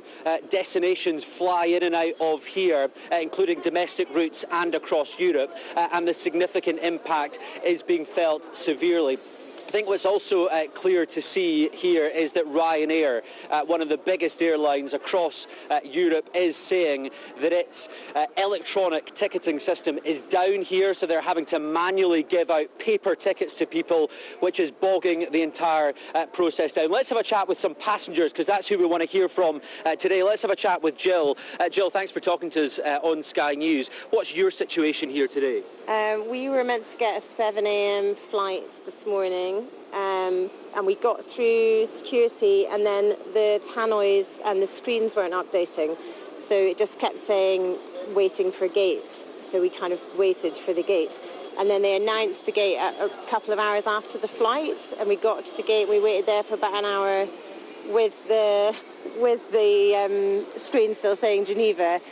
And then I spoke to an EasyJet lady, and she'd said, oh, I actually boarded that flight an hour ago. So your flight was gone? It's gone, yes. We didn't know it was gone. Now, obviously, this is a huge global issue that's being impacted here, but how are you feeling obviously, you'll be gutted not to be going away on your holiday, but how has the communication and the information stream been here at the airport for you? I mean, I feel for the staff. They don't know what's going on. Nobody seems to know what's going on, because none of the tannoys are working. So, yeah, it's just sort of mayhem. Has your bag gone? Because obviously if the flight's departed and you were checked in. I don't know where my bag is. I went to bag drop and they sent me back to check-in, and check-in told me to go back through security to go back to bag drop, but that's another couple of hours, so just standing here waiting for my bag.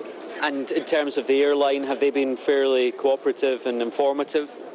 I think they've been as informative as they could do. I mean, they don't know anything because nobody seems to know anything, so it's just a tricky situation. Jill, safe travels, and hopefully you can get to your destination. Thanks very much indeed for talking to us on Sky News. Let's go over here and have a look at the queue and try and see if we can have a chat with some folks. Hi there, you're on Sky News. What's your sense as to how things are going here at the airport today? It is pretty chaotic, but the staff have been amazing. They've all been really nice, and they really are doing their best. How long have you been waiting for? I don't want to hold you up in the queue here. This hasn't been long. This has been really quick. Bag drop took a while, but they've got a process in place now, so they're doing great. Okay, good luck. Thank you very much. We'll go along the queue here and have a chat, hopefully with some more passengers. Good afternoon, sir. How are you finding it here at the airport today? I mean, the queues are long, but people seem in good spirits. I think they're doing a pretty good job of organising it, handing out bottles of water, having us all kind of queue up. I think I'm quite impressed with the way they're handling the IT problem, yeah. All right, okay, thanks very much. Good luck with your travels. Now, Douglas, forgive me here, we're going to try and spin round the camera and head inside the terminal, just to give you a sense of the scale of the issue that we're facing here, because they do have a lot of staff on hand to assist with passengers here. Clearly, it's a chaotic situation. Forgive us, we're trying to meander round the passengers. But inside, we'll just have a quick peek. We don't want to cause any issues for the staff, but you will see extensive queues right the way far down with the EasyJet terminal here. Down in this part of the terminal, we've got Ryanair, and clearly I was explaining the issues there that they have in terms of issuing paper tickets. And then if we spin in this direction, we can see the queue heading up towards security, where there was that outage, I'm told, earlier on today, causing significant problems. That is now back up and running, and estimating now around an hour. But the big news here inside this terminal, inside this major international hub here in Edinburgh today, today is that if your flight is in the air and is due to land here at Edinburgh Airport, then that will continue. However, if your flight has not left its original destination, then it will not be landing here at Edinburgh Airport. It is most likely to be cancelled, and things will probably get worse as the coming hours progress. And that is what the airport officials here are saying. You should avoid the airport and contact your airline. OK, Connor, thanks very much indeed. Yeah, very interesting to hear Edinburgh Airport's advice. A lot of airports are saying contact your airline because different airlines are being affected in different ways. Well, let's bring in our science and technology editor, Tom Clark, now. And Tom, you've been sitting here with me for some hours now trying to keep track of what's going on. So for viewers just joining us, get us up to date with what we know. Yeah, so the upsum is this is a global effective shutdown, I think, of people running Microsoft Windows systems. It doesn't seem to be affecting all systems, so there might be some machines within one business that are working, others not, but it seems to be a global software problem that is impacting Microsoft Windows across the board. It was caused by a second company, although they're not a household name. They are one of the leading providers of cybersecurity software, and one of their clients is Microsoft. Crowdstrike, their name is, they basically put out a faulty update to a piece of security software that exists on all Microsoft Windows systems running this, that install this particular update. That might be the explanation of why some systems seem to escape and others haven't. But if that update was installed, the computer would crash and not be able to restart in what the boffins call a blue screen of death, and that's exactly what greeted the journalists working here in the newsroom at about 5:30, 6:30 this morning. That's what caused it. A fix has now been identified. I think the big question we're trying to still find out the answer to, is this something that can be automatically pushed across the Windows network to restore those machines, or is this something that IT engineers in individual businesses are going to have to go in and manually install an update? Apparently it's quite a simple fix, but it might have to be done manually, and that's obviously going to have a dictate a lot how quickly people are able to recover from this global outage. As you were saying, lots of transport impact. We have had an update now from the Rail Delivery Group on railways here in the UK, which I just thought I'd share with you because a lot of people are frustrated getting trains. Train operators are affected by ongoing IT issues, which may result in short-notice service changes and cancellations, impacting information screens and services at stations. The understandable apologies to customers and journeys that will be disrupted. Staff are working hard to fix it, but they say most trains are still running across the country, and rail staff will be able to provide information to customers in person. So that is... and then we've now got a number for the number of rail operators affected. That's there's 14 of them, including Avanti, C2C, Gatwick Express, Great Northern, Great Western Railway, Hull Trains, London North Western Railway, Lumo, Merseyrail, Northern, Southern, Thameslink, Transport for Wales, TransPennine Express, and West Midlands. I'm not a rail expert, but that sounded like most of them to me. That sounds like quite a lot, doesn't it? So yeah, a pretty global impact on the UK rail network, just in terms of disruption at stations and signage and things like that. But trains are running. It's just finding out when. It's a bit like Sky News. Services are affected, but we are running just in a more limited capacity than we do normally. As we say, Sky News also impacted by this IT outage. Let's cross now to our Security and Defence Editor, Deborah Haynes, who's at RAF Fairford for us this morning. So, Deborah, what are they saying where you are? I mean, we've had CrowdStrike, this global cybersecurity firm, talking about having identified the issue, isolated it, and deployed a fix. But were there some who were concerned that it could be the action of a bad actor in bad faith at some point before things were clarified? The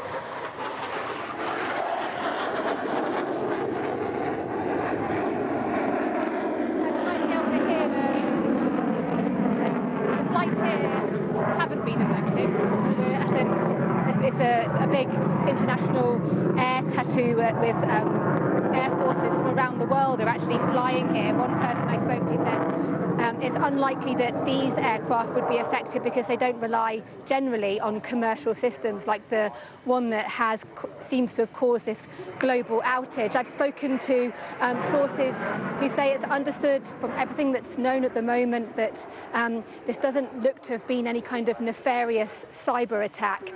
Instead, as you've been reporting, it is to do most likely with this software upgrade. But what experts are pointing to when they look at the absolute chaos that has been caused around the world, and this aircraft is coming back, so it might make another loud noise, is just underlining the fragility of our entire way of life when it's connected to technology, the reliance on software, on codes, functioning as they're meant to, and when they don't, even when it's a mistake or some other non-malicious action, then it can cause a catastrophic impact on everyday life. And it's why when people talk about future warfare, that the aircraft is landing, thankfully, rather than roaring past me. When people talk about warfare and what warfare looks like, it's why cyber is now such a fundamental domain, because a cyber attack, and there is absolutely no indication that this was malicious in this instance, but cyber attacks can cause catastrophic damage, and that's why they are weaponized by hostile states and by our own country. Nations around the world have cyber forces. They have the ability to use cyber as a weapon. And while today's massive disruption doesn't appear to have been the act of a malign actor, it does really underline the impact that software failures can have on all of us. Yeah, it is extraordinary how dependent we are on our technology, as we're all finding out here this morning. Deborah, thanks so much for that. So as we say, a global issue. So let's take you around the world a little bit. We can talk to Nicole Johnston now, who's in Beijing for us this morning. And Nicole, your home is in Australia. You've been keeping a close eye on what's happening there as well. So give us an idea of what the region has been experiencing today. Yes, well, in the Asia-Pacific region, most of the focus has been on Australia. It was one of the first countries to start reporting about these IT outages and the extent of the problem there. Some of the big broadcasters went down. Sky News Australia, off-air. Channel 10 went down. ABC Australia, the country's national broadcaster, large parts of that network were also down. It does seem to be mainly functioning again, but it goes to show just how impacted broadcasters have been around the world. The other big impact in Australia has been payments, people going to grocery stores, to petrol stations, to small supermarkets, trying to check out and finding that they can't. So a great deal of frustration there. And we've been hearing about all of these issues at airlines around the world, Australia affected as well. Melbourne and Sydney Airport, big delays there. Flights are managing to get in and get out, but again, problems with the ticketing system. The main Australian airline that has been affected is Virgin Australia, but not Qantas, it seems. But many problems there in Australia, and the country's Prime Minister, Anthony Albanese, has released a statement on X. He has said that he understands the concern of the country and that Australia's Cyber Coordination Committee is meeting, that emergency services in the country are not affected, but it is affecting a number of different companies. Commonwealth Bank, one of the biggest banks, if not the biggest in Australia. Optus, one of the telecommunications companies, and Australia Post. Now, throughout the rest of the Asia-Pacific region, it's a bit more patchy. Problems also in New Zealand. In Singapore, one of the biggest airports in the world there, Changi Airlines has been affected. Big delays, problems with AirAsia and Vietjet. In Malaysia, we've heard reports of difficulties for people trying to get tickets for airlines and not for airlines, sorry, but for the rail system. So that's the problem there. In Hong Kong, chaos and delays at the main international airport there. They've had to resort to manual check-in. And in Thailand, we've heard from our Sky News colleagues there. They've said online problems with payments, some issues in some of the hospitals, and at the airports in Thailand, you know, an area that's obviously very popular for tourists. They're telling people to get there 4 hours ahead. So clearly the Asia-Pacific region is well and truly tied up in this as well. We haven't heard so much out of Japan. Some reports of the issues there at the main airport, Narita. But largely it seems that the problems have been focused on Australia and New Zealand. Nicole, thanks very much indeed for getting us up to date there. Clearly, this impact is being felt far and wide. So let's check in on what's happening Europe-wide. We can talk to our Europe correspondent, Adam Parsons, who's in Brussels for us today. So, Adam, what's the impact there? It's been patchy, I would have to say, and I think there's some lessons probably to be learned about who has suffered and who hasn't. Let me go through some of them. Lots of airports warning people that they should turn up early. Both of the big airports in Paris, Charles de Gaulle and Orly have put out that message. Airports in Italy saying the same thing, Schiphol in Amsterdam. Here in Brussels, interesting comparison, Zaventem, which is the main international airport, is saying that it has been affected, but not too badly, and says that its main system runs on Microsoft, but it has a backup system that it's now switched to. Charleroi, the second more of the budget airport, has seen some absolutely enormous queues down there. Now, there was very early on big worries about Spain. The operator there that runs 46 airports in Spain, saying that it had been affected. In the past few moments, they've just put out a statement. Let me read it to you, saying an air progressively recovers. All airports in the network in Spain are operational. Flights are being operated in collaboration with the airlines, and it says that the whole schedule for the day it expects to run, although potentially with some delays. Looking at some other impacts in Belgium, two hospitals, we don't know which ones they are yet, are suffering impacts and are having to go into a sort of backup plan. The transport company here, SNCB, there's been problems with them.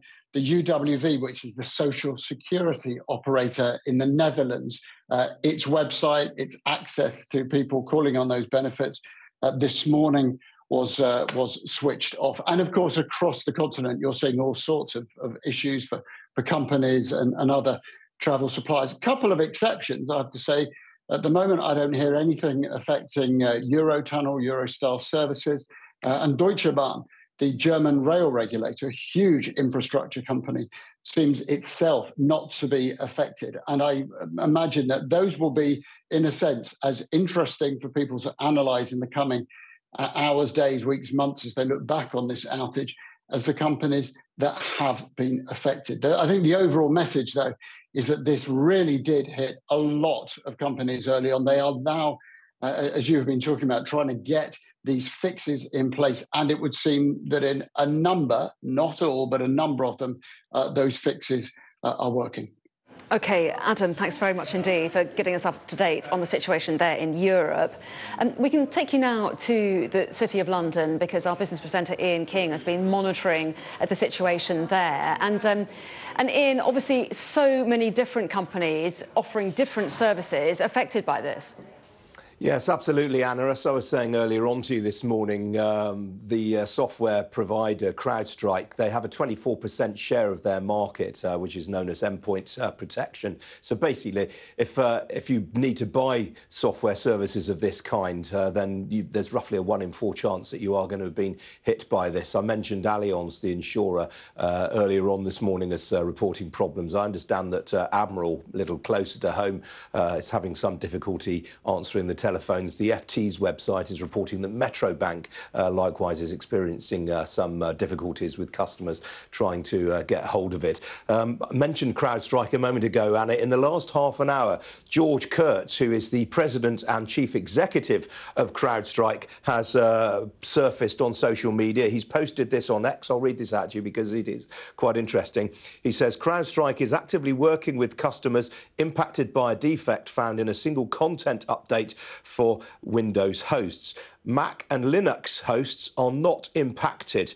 This is not a security incident or cyber attack. The issue has been identified, isolated, and a fix has been deployed.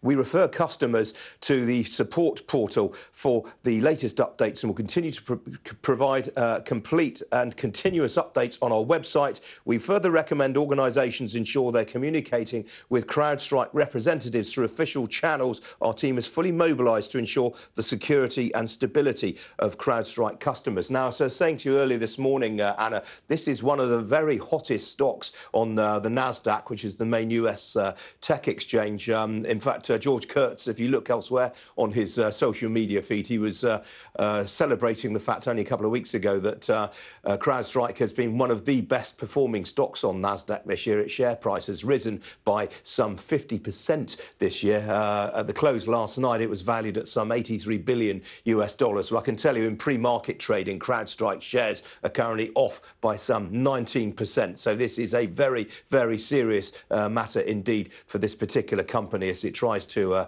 buoy up support. And as I and Tom Clark, our colleague, have been saying this morning, this is going to take an awful long time to clear up. It's very interesting looking at some of the commentary from around the world. I think parts of the world, particularly in the Asia-Pacific region, a lot of big employers there just sent their employees home when they realised the magnitude of this. People weren't going to be able to log on. They weren't going to be able to do any work that day. In China, in particular, there's one very popular social media site called Weibo, and they've had people posting on it saying, "Thank you, Microsoft, for an extra day off for us today." So some people are trying to see a silver lining in all of this. Very glad they didn't send you home, Ian. Thanks for your input. And don't go anywhere. I'm not done with you yet. Thanks for the moment. Just before I bring in Tom Cheshire, who's our data and forensics correspondent, who's come in to join me, I just want to bring you a statement or a comment by Louise Haigh, who's the Transport Secretary. She's posted on X this morning saying, "We're aware of IT failures impacting several transport operators and terminals today, and we're working at pace with industry and across government on the issue." She goes on to say there are no known security issues at present. So that's the Transport Secretary posting on X in the last few minutes. And we have heard that 14 train operators have reported problems with their services. So let's bring in Tom Cheshire then. And Tom, where are we at now? How much do we know the extent of this problem and whether a fix is coming anytime soon? Well, the fix is supposed to be there already. People have reported different things. I've been speaking to some engineers at Sky, who are amongst the best in the business at what they do, and they're saying they haven't actually seen it yet, and what they're having to do in the meantime is manually go through and do this. We can talk about what that actually means for companies maybe a bit later, but in terms of that global spread, we're hearing how Australia, really the first to wake up, have these issues, and then, as each country wakes up on a Friday morning, finding they can't access lots and lots of things. And it's interesting that point that Deborah Haynes, our defence and security editor, was making about fragility, and actually inking there, talking about CrowdStrike's position there, as a very successful company. Back when the internet was created, it was supposed to be decentralized, to have no single point of failure. It's supposed to survive a nuclear strike. We get to this stage in 2024 where, because there's some companies which are so successful and they run so much of this infrastructure, if they have a problem, and this is a tiny problem which has gone global, if they have a problem, it becomes a huge problem for everyone. And this, speaking to Sky engineers, this was 41 kilobytes. It's hard to emphasize how small that is. That is nothing compared to a song or anything you stream. It is tiny, a tiny bit of code pushed out, and that's caused all these problems in terms of computers not being able to restart. So when it comes to us, for instance, and look at what you've been doing here with the old school. Yeah, it's like being in the 1950s, and it's been absolutely magnificent. It's not usually how we operate, and hopefully you haven't noticed much difference watching at home. But, to do that, in the meantime, you're running different systems. All this, for Sky, for instance, that 41 kilobytes takes down every Windows machine. It means you can't broadcast like we usually do, and there have been workarounds. Those machines are still broken. They're going one by one, 2,000 machines across Sky News. They have to go and fix that manually while they wait for this fix to happen. And in the meantime, you think about resilience and how you get on air, and you do everything else with machines that aren't Windows-based, that don't have this CrowdStrike problem with them. And I think that's what we've seen from this nature of resilience. So there has been a huge amount of disruption. We've been detailing it all morning. But in terms of what hasn't been affected, the Australian Prime Minister saying no national critical infrastructure has been affected. Fire, police, emergency services, hospitals saying they are fine. those really mission-critical systems, and like Sky News, they have backups, they have workarounds. It seems to be everything else that isn't there on the top. And when sort of Deborah's talking about cyber attacks and how damaging they can be, we can see what's happening. It kind of reminds me slightly of, listening to the COVID inquiry yesterday, how people need to be prepared for these things. And the thing with cyber, unlike, say, a pandemic, is you do get these instances where it's almost like a dry run. You can see how prepared people are. You can see what they have to do, where that resilience is. This wasn't a big cyber attack, according to CrowdStrike. They're saying this is their issue. It was notable in the statement from the CEO how he didn't say sorry for it, because this is a huge disruption. It's going to have a huge effect on their share price. It's going to be a really, really big thing. But when it comes to, what would a malicious cyber attack, what is something that would maybe take out banks, things like that, real critical national infrastructure, this is a dry run for that, and people finding out how resilient or not various organisations are. Yeah, absolutely. And just to say, there is that statement out, as you've referred to, the fact that they say that they've identified the issue and they've deployed a fix. But as you say, that could take some time to kind of impact people and resolve the issues for them. They do go on to say that the issue wasn't affecting Mac or Linux. I don't even know how to say that. Is that right? Linux, yeah. Linux. Or you can say I got it wrong. however Linux software. So that's something, if people are watching and wondering whether or not they're likely to be affected, they're saying it's not affecting that. Yeah. And actually, you see that in the global map too. If you look at places around, like Russia doesn't use a lot of Windows these days, and they don't seem to be as affected by these issues. Again, I think the really crucial thing is this is not a security incident or cyber attack, is what the chief executive said. He did manage to say that, and people are working through it. But again, it seems, from the Sky side of things, that thing's not happening very easily. It's something they have to go and get and install. In the meantime, that really, really manual process of going through one by one and just, basically turning these machines off, taking out that tiny, tiny bit of code, so small, which has caused so much problems globally. You have to go and do that one by one, and then you slowly get back to normal. But when you think of the scale of this, the majority of GP being hit by it, they're going to have lots of computers there. Train companies, as we've heard, this is pharmacies, every sort of industry, every country more or less around the world. They're having to do this because of this, which was pushed out on, there's going to be a big investigation into this. It's going to be catastrophic for CrowdStrike. It's going to have huge impact around the world. How this happens and how we are so vulnerable to something like this is pretty extraordinary as a reminder. The other development that we've just learnt in the last few minutes is that there is to be a COBRA meeting this morning, we're told. This is one of the government emergency meetings where they get lots of senior officials from the relevant bodies in to discuss the issue. And just to remind you that Pat McFadden, the Cabinet Minister, put out a statement a little bit earlier on. It was at 20 to 11, I've got it in front of me now, where he said many people are being affected by today's IT outages, impacting services across the country and globally. Ministers are working with their sectors and respective industries on the issue. He goes on to say, I'm in close contact with teams coordinating our response through the COBRA response system. So this is being taken very seriously at the highest levels of government. Yeah, as it should. As you say, GPs and pharmacies, it does sound like hospitals, air traffic control is working, but these things can cascade. So even when you have NACS, the air traffic control, they have resilient systems. You remember when they had their issues and they had to go back to paper and it slowed everything down, but they kept it safe, and I think that's the main priority, right? Everything has to be safety first. You go for the minimum, you don't try and do everything you can at once.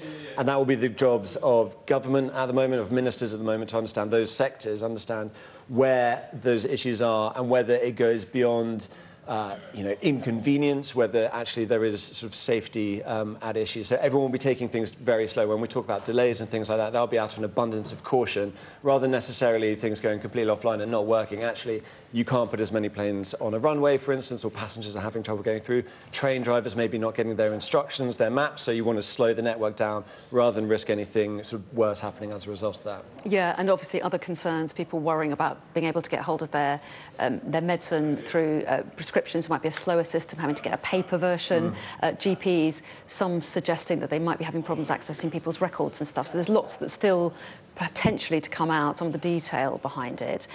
So let's get a view on everything that's been going on this morning. I can speak now to Adam Leon-Smith, who's the chair of the Chartered Institute for IT. A very good morning to you, Adam Leon-Smith. Thanks so much for talking to us. What's your reaction to what's been happening? Well, anecdotally, I can hear people around me struggling to pay with cards and talking about the issue. It's, really good to see the government is starting to take action and starting to look at it as well. And it is really widespread, but we have to realize this could have been a lot worse. Microsoft Windows isn't the main operating system used for mission critical systems. It's Linux, as you were mentioning before. So actually, this could be much, much worse. I think we have to really look at the system of systems we've created that we rely on every day and think about the complex supply chain infrastructure that's there, providing systems as services as well as products. We really need to worry about this from a resilience point of view. And I think the one thing I'd say to government is we need to start tracking when things like this happen, even the small things, and we need to start understanding the nation's ability to respond to events like this. And as I understand it, the software was all about being installed on computers to protect against attack. Does it mean that when that system is down, that computer systems are more vulnerable? No, not directly. But it does mean that there's a lot of people doing a lot of emergency work on a lot of computers today, which always presents a security risk because normal protocols are sometimes bypassed. And I know the CEO of Crowdstrike has highlighted that. It doesn't mean that we are vulnerable to cyber attacks per se. And one of the interesting things is when you do security updates like this, people tend to do them very quickly. People want to get security updates rolled out as quickly as possible because that helps prevent against what we call zero-day attacks, new ways that bad actors have found to compromise systems. There's a trade-off here between the speed of ensuring that systems are protected against new threats and the due diligence that's done that protects the resilience of the system and stops things like this happening.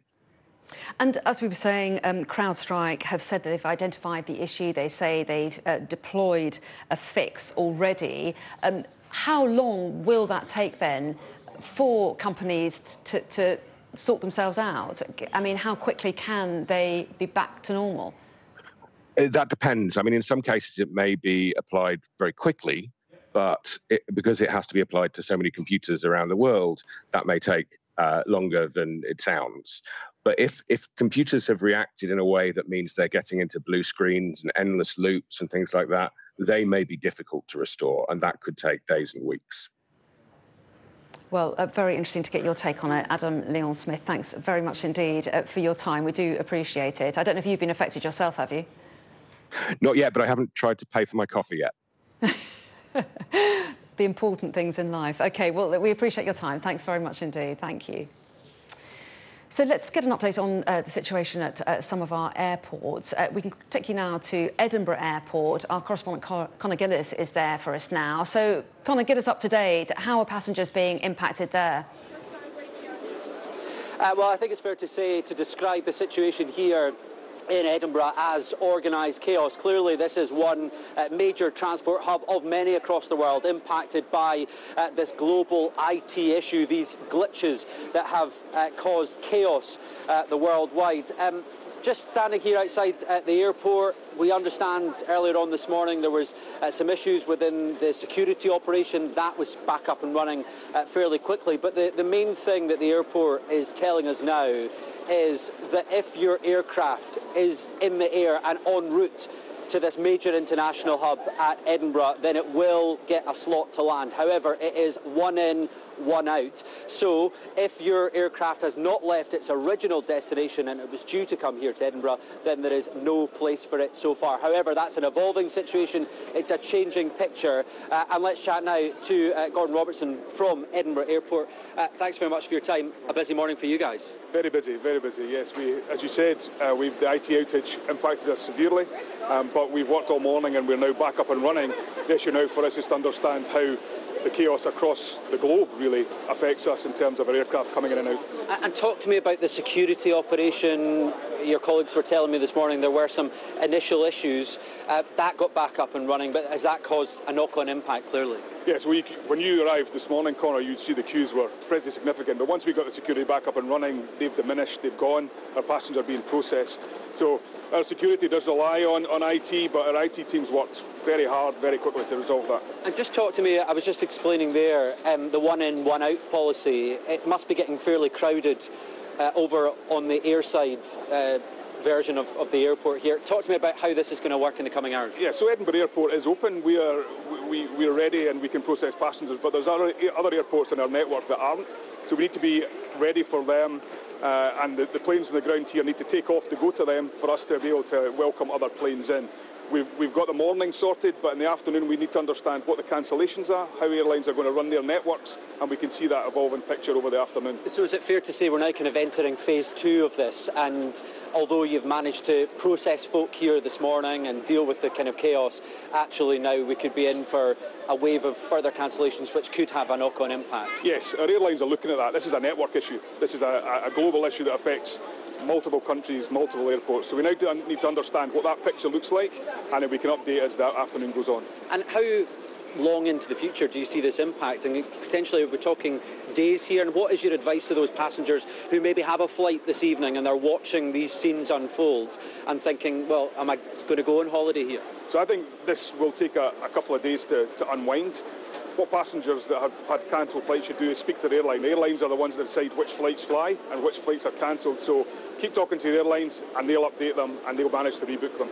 And what has the kind of communication been with the airlines themselves? Because you guys have got the foot soldiers here on the ground communicating to passengers as they're arriving, but ultimately this is a big issue and a big headache for the airlines. I have to say, aviation is a team game and the team's done very well. This has not been an issue of aviation's making, but the communication between handling agents, airlines and airports has been spectacular. Would you say this is one of the worst issues that's affected the airline sector in very many years, or how put it into context for us? So we tend to get issues, airports do get these. I mean, I think this is probably the most significant one since COVID, I would think. All right, thanks very much for your time on Sky News today. So the most significant since COVID, and we all remember those times where aviation, the travel, tourism sector ground to a halt altogether. Let's go inside just to see if we can have a chat with some passengers who are clearly feeling the impact of this chaos here today, albeit organised chaos. It's worth noting just before we go inside that when you last came to us about 20 minutes ago, this was the security queue. It was stretching for hundreds of metres down in that direction. Well, clearly it's a very different story now. They are processing people, they're getting things back up and running. But we step inside the terminal building, it's starting to get a bit more busy. It's starting to feel like people have questions about whether their flights will indeed be taking off. Right down in the far direction is the Ryanair desk, and I can tell you that earlier on today Ryanair was communicating that their electronic ticketing system was down and they were having to issue manual tickets, so you can imagine the chaos that was causing upstairs with the electronic ticketing system and the processing of that. Let's have a chat with some passengers here. Hi there, you're on Sky News at the moment. What's the situation in terms of your flight? You're standing here in the terminal building. Yeah, we were supposed to go to Germany, Cologne, and our flight was 1:15, but we've just been told that it's been cancelled. And what does that mean then for the kind of knock-on impact of your wider journey? Well, apart from losing financially, hotel bookings, the time aspect, it's just a real hassle. Talk to me, you know, if you don't mind me asking, how much potentially could you be out of pocket as a result of this? Maybe £2,000. It's my birthday today, actually, so yeah, we're going birthday. there. Thank you. Oh, thank you. We're going there for my birthday. £2,000, and that in the cost of living crisis, you wanted to get a special treat. That must be a real impact. Yes, it is. So we are busy trying to see how we can go with other flights. And have you scrapped the idea of going away altogether now because of all this, or what are you thinking? Well, I don't want to think about that just now. Just go home and try to sleep. Go home and sleep. Well, good luck and happy birthday. Enjoy the rest of your day. Let's see if we can have a chat with a few other folks. Let's go over here and see what people are thinking. Good afternoon. Sorry, you're on Sky News. Do you have a view at all about the situation here at the airport? We'll come around here. Well, I know obviously it's busy with everything that's happened this morning, but we've just arrived quite recently, so we're just waiting on our flight coming up. So hopefully we'll be okay. And where are you due to be head to? We're heading to Berlin. Berlin. And what has the airline and the airport been saying to you? Well, since I've got here, I mean, the screens have been updated pretty well. We've not actually spoken to anyone, but for us, everything seems fine. So we're just waiting on our flight opening so we can check in our bags. All right, good luck. Safe trip if it happens. Well, that's the situation here at Edinburgh Airport. One of the worst effect, I think it's fair to say, in the UK, stretching right down the terminal building here. People are queuing, they're asking for information. And as the woman that we were just speaking to has pointed out, many will have questions about the personal financial impact of all of this. £2,000 for that couple out of pocket, their holiday, their break away gone. Questions about finances, compensation, all of that will come in the days, weeks and months ahead. But right now here at this airport, it's about getting things back on track, communicating to passengers amid this chaos. I think it's fair to say, though, it could get worse before it gets better in terms of delays and cancellations. OK, Connor, thanks very much indeed for that update. And disruption, obviously, at airports across the country. We'll try and keep you up to date with what's going on at all of them throughout the day. In the meantime, let's get some political reaction. I can speak now to Christine Jardine from the Liberal Democrats, who joins me now. Very good morning to you. Thanks so much for talking to us. What's your reaction to this huge global IT outage?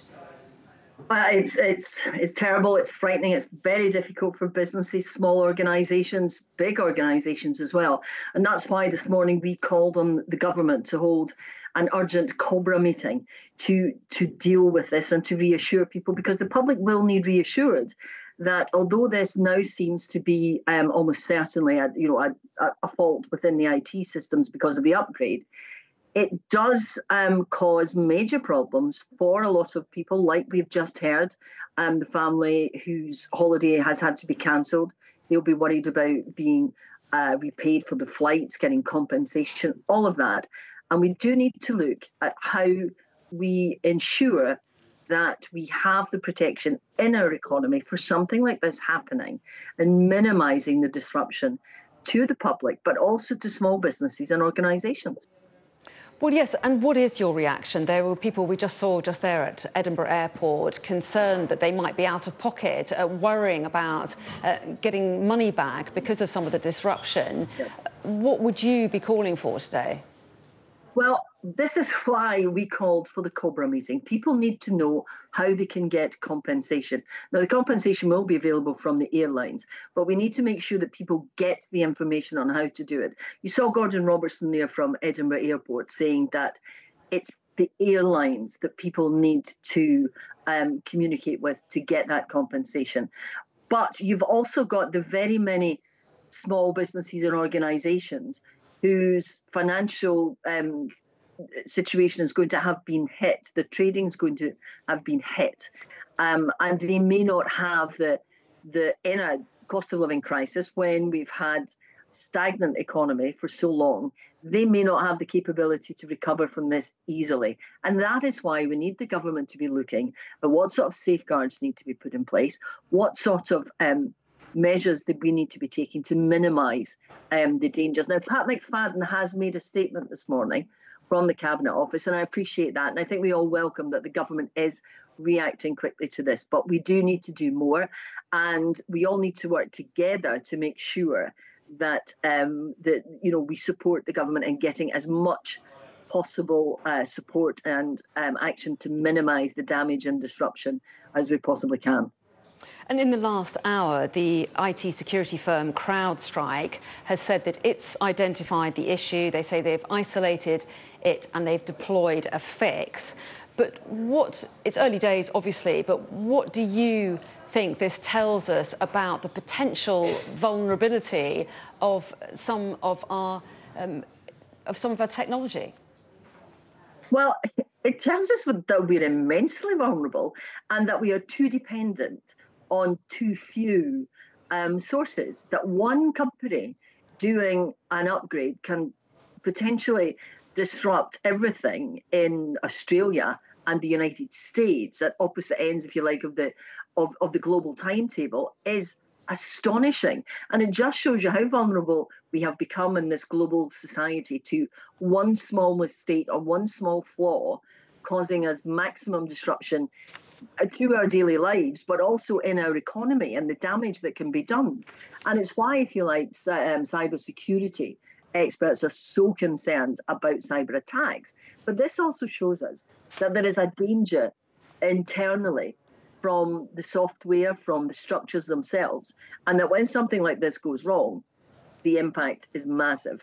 Now, this again brings us back to the smaller organisations who will not have the capacity of the major airlines, the airports, government organisations to cope with this, and they will need support and they will need a way of being protected in the future. But I think it does tell us that maybe we need to rethink how we are doing it, how we are dependent on IT, and are we dependent on too few sources? Do we have the availability of support systems that are separate that we really need now? I'm not an IT expert, but I think we need to be thinking about this. I'm sure lots of those questions are being asked around the country. Christine Jardine, we appreciate your time. Speaking there on behalf of the Liberal Democrats, thanks very much indeed. Thank you. Not at all. So let's bring Tom Cheshire back in now, shall we? And Tom, some interesting points being made by Christine Jardine there, talking about questioning whether we're dependent on too few big companies operating our systems and systems around the world is one of the issues, but also just how an incident like this makes us aware of how potentially vulnerable we are in the face of something going wrong like this, or on the other instance, if there was some kind of cyber attack. Yeah, completely. And I think, that just is more and more the case every year. If this had happened 15 years, it's always the biggest outage because more and more of our lives, we rely on these systems for all sorts of things that we didn't necessarily used to. What's been interesting about this is the sort of what's been hit in terms of the really, really critical stuff. So far, that appears to be all right. So if you look at sort of Network Rail saying that the vast majority of the rail network is open despite the IT outage, saying essential train control, communication and running systems are unaffected by today's IT issues. That's the really critical stuff. And that is, it looks like it's kept away from these sorts of issues precisely for that reason, because it is so important. But on the other hand, some passenger information and train crew roster systems are seeing some impact. So you think about that, a train crew, well, you need the train crew to run it. So that's not quite as critical as trains running on the tracks, but it can lead to these sort of cascading problems. Same as we're seeing at airports, it seems that air traffic control is finding there's issues with boarding passes, checking in, for instance, things like that, having to write it out by hand, doing it old school as we're doing it here, and that creates delays, but actually it seems like things are fairly safe. Now, that's really good news. It's not necessarily the case, and I think your point about a cyber attack, I mean, what we're having here is potentially a sort of dry run for what it looks like, what these resilient systems looks like, how that kicks into effect with government. We understand they're having a COBRA meeting to make sure that everything is okay. But also, if you think back to other cyber incidents, it's always really hard when it starts. We've been told this isn't a cyber attack by CrowdStrike. That's what they're saying. But you think back in the past, and actually they have gone after critical national infrastructure. I remember reporting years ago on the WannaCry attack that took NHS hospitals offline. That was really, really critical. It was interesting, actually, we saw, I think it was coming out of Israel, they're saying that they had switched hospitals to manual as a precaution, and they're running that. And we saw the similar sort of thing with WannaCry, but it was a really, really scary moment. And if you came up against a determined attacker, and this is what every country is looking at, including Western powers the other way around, a determined attacker, the sort of damage you do, if you went after those really critical infrastructure, if you stopped money coming out of bank machines, if you stopped the trains running, if you stopped airports running, if you stopped hospitals running, that could be really bad. That said, this, it's been a tiny, tiny bit of code, 41 kilobytes. You can't emphasize just how minute and micro that is, and you have the majority of GPs reporting problems with that, and that is a serious real-world issue when it comes to prescriptions, when it comes to people seeing the doctor. So it does look like a lot of the critical national infrastructure has sort of, I don't want to say it too early, but it seems to be passing the test, and it seems the noises from government are sort of reassurance rather than really worrying about this. But there's still these massive effects because, as you say, that reliance on our own reliance on so much technology everywhere, but that reliance on big companies controlling it. When the internet started, it wasn't supposed to be like that. It was supposed to be decentralized nodes. That's why something like Bitcoin now is sort of as put as an alternative. No one can control it. There's no single point of failure. This has been a rather big single point of failure, and I think a lot of people will reassess as a result of that sort of dependence on these big vendors. Yeah, really interesting. And let's find out what Ian King thinks. He's in the city for us and very plugged into how businesses think around the country. Ian, this will be a massive headache at the very least for so many companies of so many different types. Absolutely, Anna. The interconnectivity of the global IT infrastructure means that there is massive knock-on effects for all sorts of businesses. As I've been describing earlier, at the heart of all this is the US software company Crowdstrike.